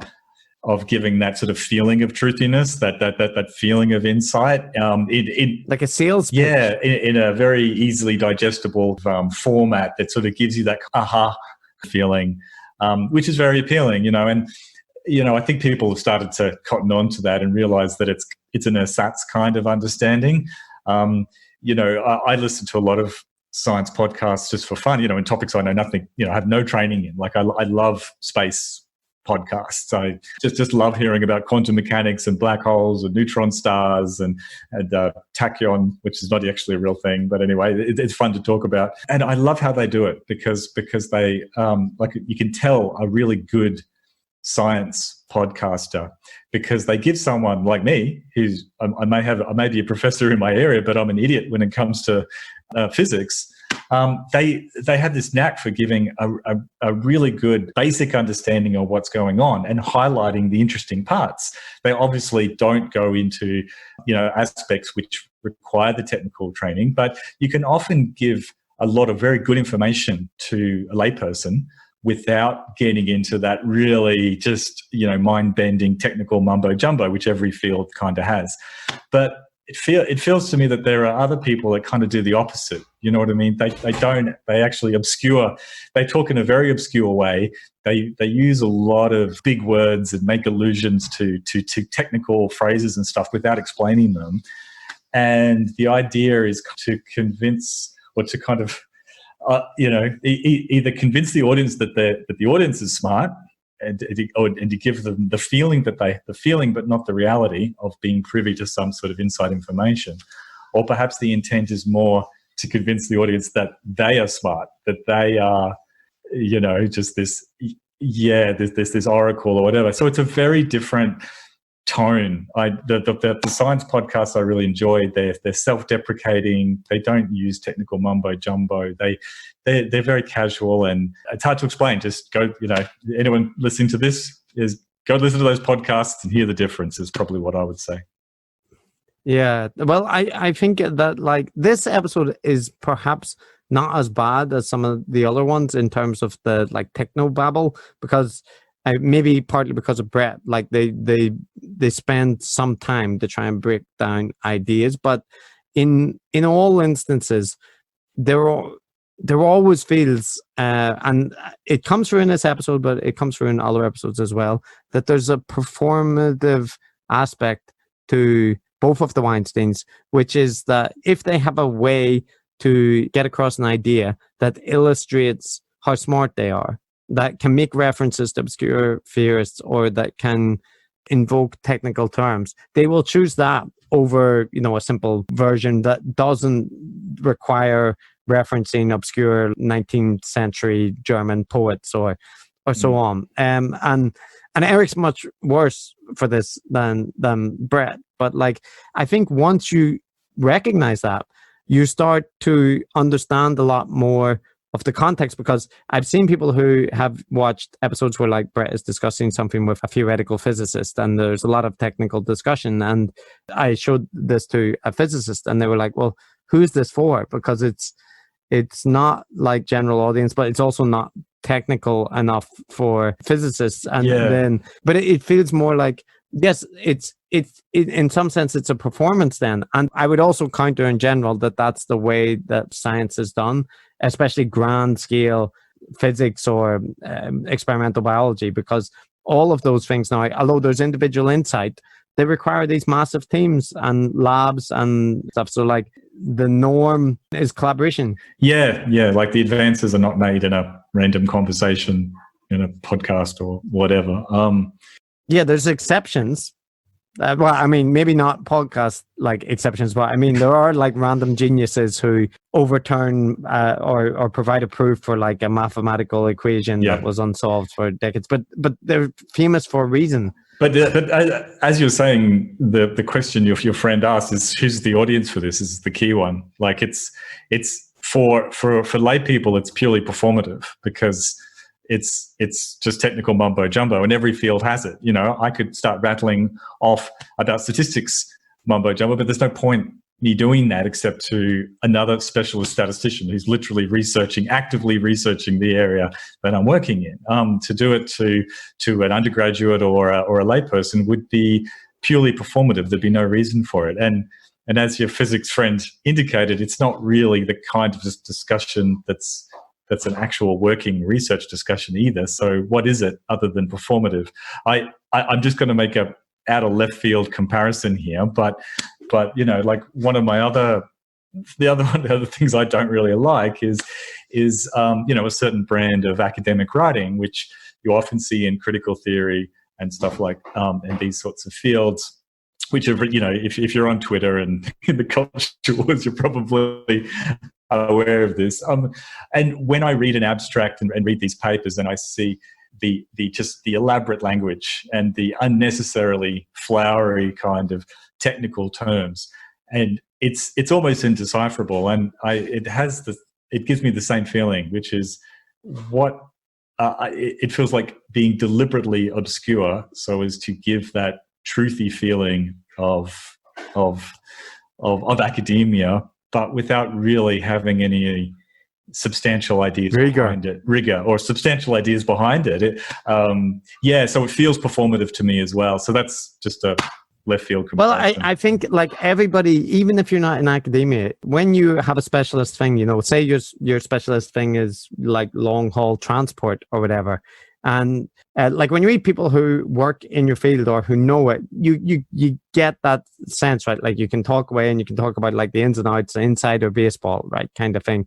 Most people are familiar with when they meet someone who knows something about the topic enough to appear knowledgeable, but after speaking to them for a while, it's kind of clear, oh, you're somebody who can like talk about the topic, but you're not actually like you're saying things which are wrong or like extremely exaggerated or that kind of thing. And poser might be a harsh word for it, but it's certainly the case that like there's academics where people you performatively display skills or opinions on topics, and other people like go along with it when they're in the room with them, but then as soon as they leave the room, they're like, "What the hell was he talking about?" Actually, Chris, I've got a funny example there, which is just before I joined my university, there was a statistician. It's a relatively small place, and they had one specialist statistician who they hired, who was going to be their statistics guru and do all that stuff for them.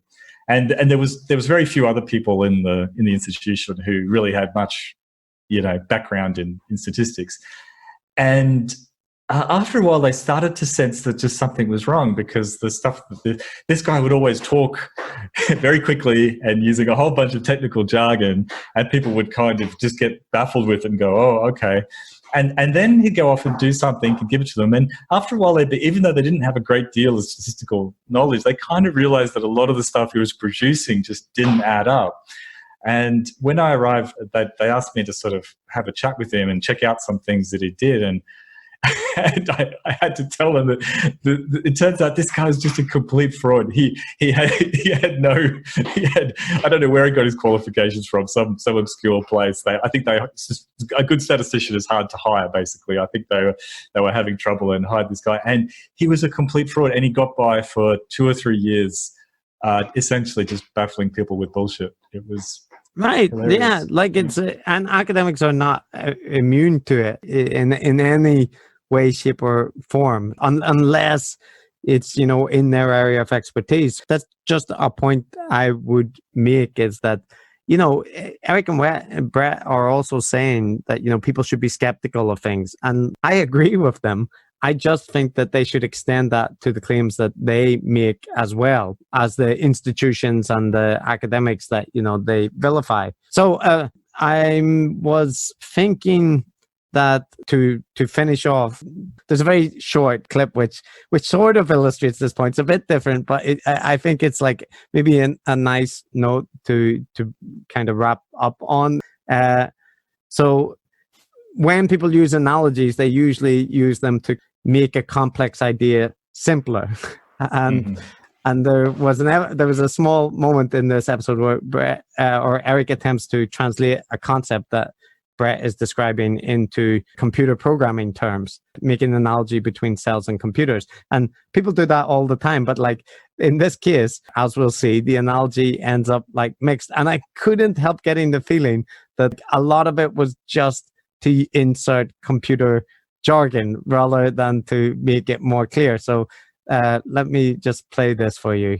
This is terrifying. What you're saying to me is that if I'm comprised of, let's say, 30 trillion cells, and I view them as each, let's say, subroutines, any subroutine that is not denucleated. So here you have it. Denucleated subroutines, and the analogy continues. It would be like me starting to talk about, well, Matt, the like phylogenetic origin for conspiracy theories is it's related to the Bayesian probabilities that people attach to statements, and we really should consider multivariate solutions to them as opposed to like it's easy to do, and maybe it makes you sound smart if you say it with enough confidence, but it's also completely unnecessary. The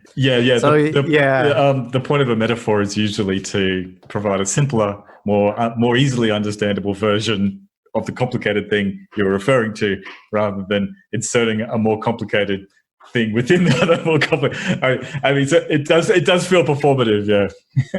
In this case, it even ends up as a hybrid analogy because we've got denucleated subroutines, which is like a biological computer program. So, it doesn't seem like it achieved what it was supposed to do. But it's picking on an example, but I don't think it's non-representative of the general output. No, I do recall rather similar things at other points. Yeah.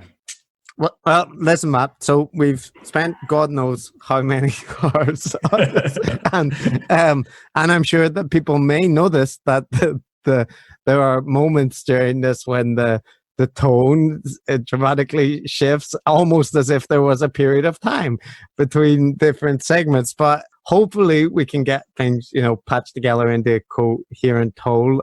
But to finish off, would it make sense for us just to offer our closing opinions on this big picture or small picture, whatever you like?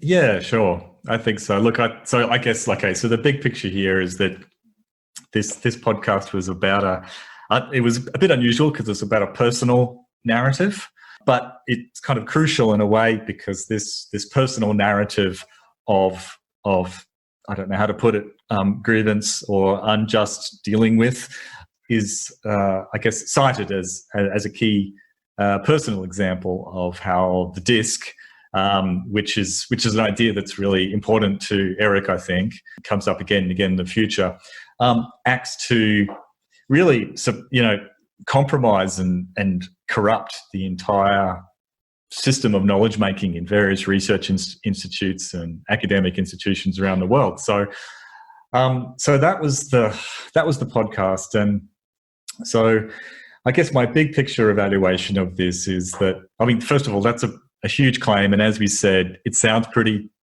goddamn conspiratorial and doesn't gel at all with any of my experience. If something like that was really going on, we'd expect to be seeing a huge amount of it. We'd expect to see more smoke, essentially, rather than these rather idiosyncratic personal stories. I think we tried to be sympathetic, and as we've emphasised, I think we want, believe that Bret is narrating this story in good faith, and Eric is, not surprisingly, batting for his brother, which is nice. But as I said, my evaluation of it is that it really says more about their perceptions of things more than anything else. The story doesn't add up in multiple ways. So, I'm afraid it's my evaluation is it's kind of a nothing burger in a way. Yeah. Well, in many respects, I feel the same. Storm in a teacup.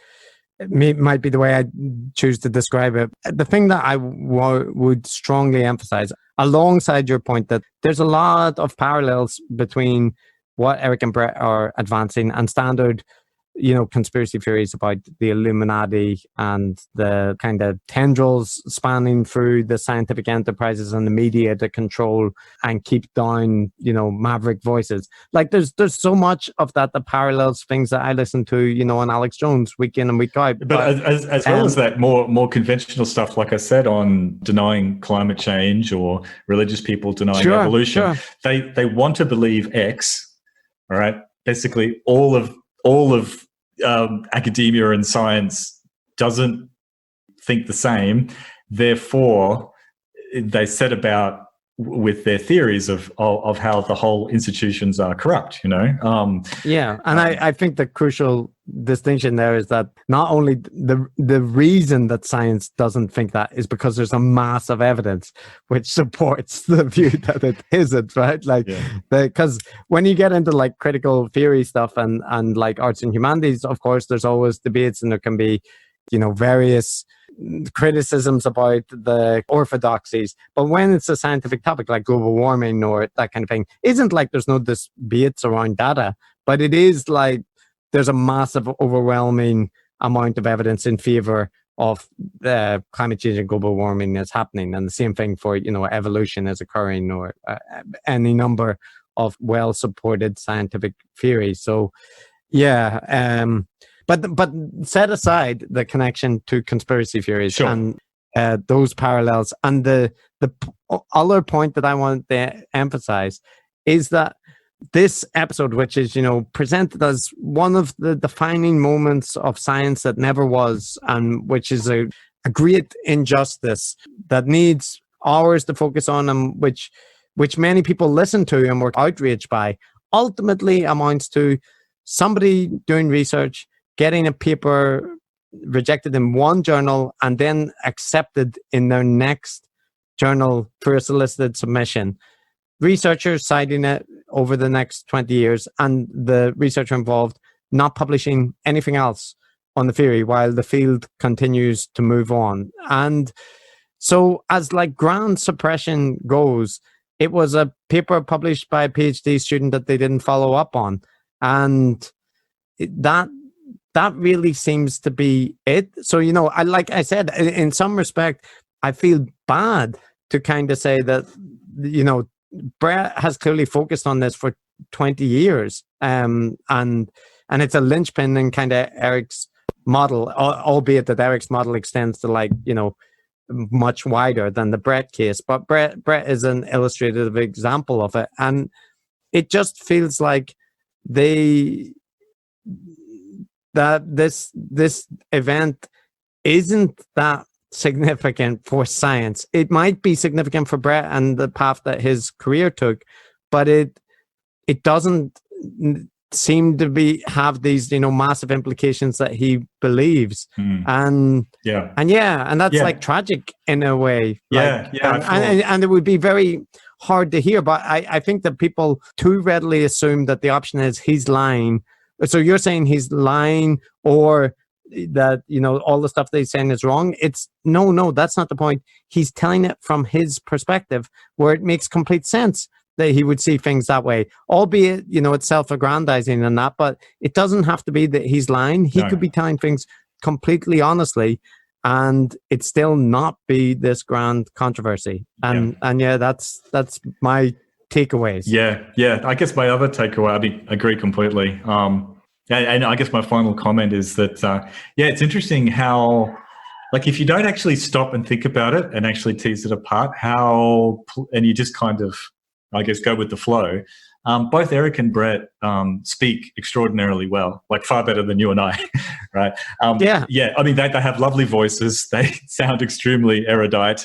And they just have an air of gravitas and thoughtfulness in their manner, which, is very easy and kind of seductive, I guess. It's easy to sort of go along with that and sort of nod your head, because everything connects and all the puzzle pieces fit together if you kind of accept the premises. I guess my other reflection is that they're extraordinarily good at this. They are very convincing people, and I understand.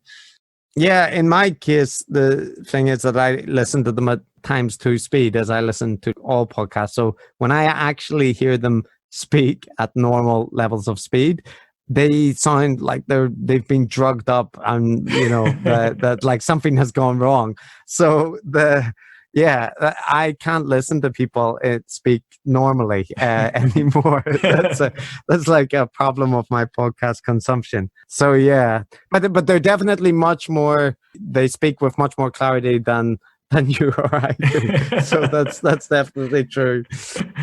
Well, this was fun to deconstruct, decompose, analyze to bits.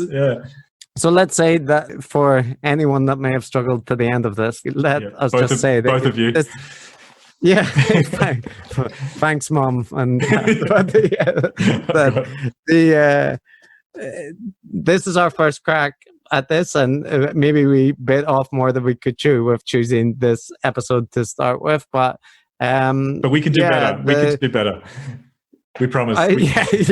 Please just give us a chance. But like if you like this or like portions of it, probably not all episodes will be this incredibly long, and we'll be covering other people than the Weinstein. So hopefully you enjoyed, and we did over the course of many weeks. Yep, it was fun. It was great. I suggest we both get a beer now, Chris. We should say. That's right, a virtual beer. Yeah. So I guess maybe here we'll draw things to close. I would say, here's the Twitter and here's the thing, but we don't have any of that. Don't have any of that. We don't even have a catchy kind of wrap up thing. So let's just say thanks for listening, and we'll see you next time. All right.